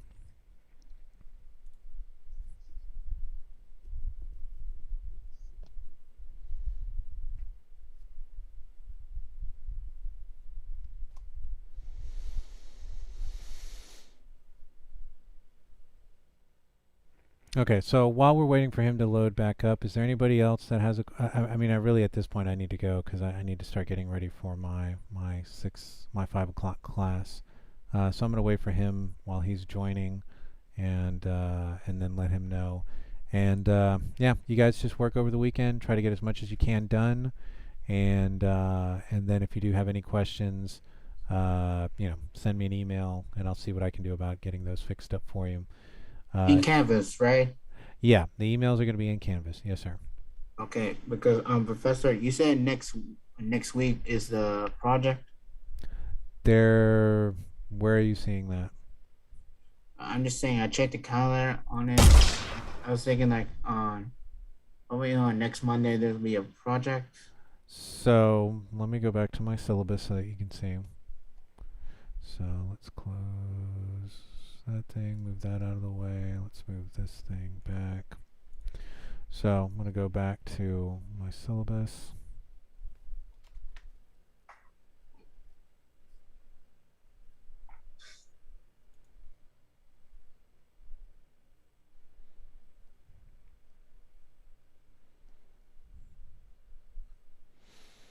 So September the 6th, we would have assigned This is the assigning of you into groups and the bringing to you the information for project 1. This is not an assignment. See how it's green? Green means go, right? Red is stop, right? This is when project 1 is due. Oh, okay. So since we're not going to be meeting on September the 6th, and I'll be posting something, don't show up, because it's a holiday, and the school would be closed on that day, so we won't meet on that day. So this will happen on Wednesday's class. So if for whatever reason we don't hit something on its mark, it'll always go to the next day. And down here you see these purple ones. These are days that I've built into our schedule as buffers. So this would be you coming into the class and working on your project, and me sitting up at the front of the desk, just watching y'all, being a babysitter more or less, until somebody has a question. Then I'd walk over to your desk and ask, you'd ask your question. Here it's going to be us sharing our screens and doing this number. In the class it would be, lab day. You'd work on a lab. So we are behind 1 day, and it looks like we'll be behind 2 days. So we'll still be on schedule. I still have quite a few of those purple classes in there. Yeah. Sorry, Professor, I accidentally closed my. Yeah, I saw that happened. Anyways, so just very quickly, I'll show you what I was doing. Was if I hit the, let me hit escape and let me go to my character. So the issue that you're having is this is misaligned, right? So if I double click on this and I go to the world outliner here on the side, and there's first person. Now if I try clicking here, nothing happens. It'll just let me rename it. But if I click over here, it'll open up the editor. Then I can click on the viewport, and this is probably where your misalignment is happening, because here I can select an object and throw it off. Okay. Right? So what or I could just delete the project and create a new one? You could. You could if you haven't gotten that far in. I mean, yeah. No, I'm not gotten that far. I just want to make a little progress. I just want to turn the house into a parkour area, and then create a landscape like mountains and all and everything. Yeah. So get lab 1 and or lab forest. 2 done. Forest would be okay. Okay. So the thing would be, this is more or less where I think your issue is happening, where we saw that misalignment. But if you start over and you create a brand new project and you bring in the default template for a first-person shooter, everything should be back together. Okay. Very cool. All right. Well, that's all the time I have today. That Elmer Fudd thing. That's all, folks. Okay. That's And that is. Thank Porky you, sir. Thank you, Flood, sir. Flood is the I'm Thank you, rabbit. Professor. You All got it. Y'all have a good one. Eat lots of Yeah, have a barbecue nice for me day. on Monday, Okay. and we'll see each other on Wednesday next week. See you on okay? Wednesday, sir. Yes, Okay. sir. See you on Wednesday. Y'all take care. Thank Bye-bye Oh, now. we'll be Bye. some time to catch up. Yeah. Give you plenty of time to catch up. About the assignments, is the walkthrough, right? Is the video, right? Yeah, that's what you're gonna do. You're gonna watch my YouTube videos, the links that I have. You're gonna follow those, do them, and make your own version of it, and then you're gonna turn them in by making a video and then uploading a video link in a web page and then sending that to me in an email. There you Okay? go. Awesome. All right. Well, gentlemen, you guys have a good one. I'm gonna go ahead and end the call now because I need to mosey on. All right. Let's see.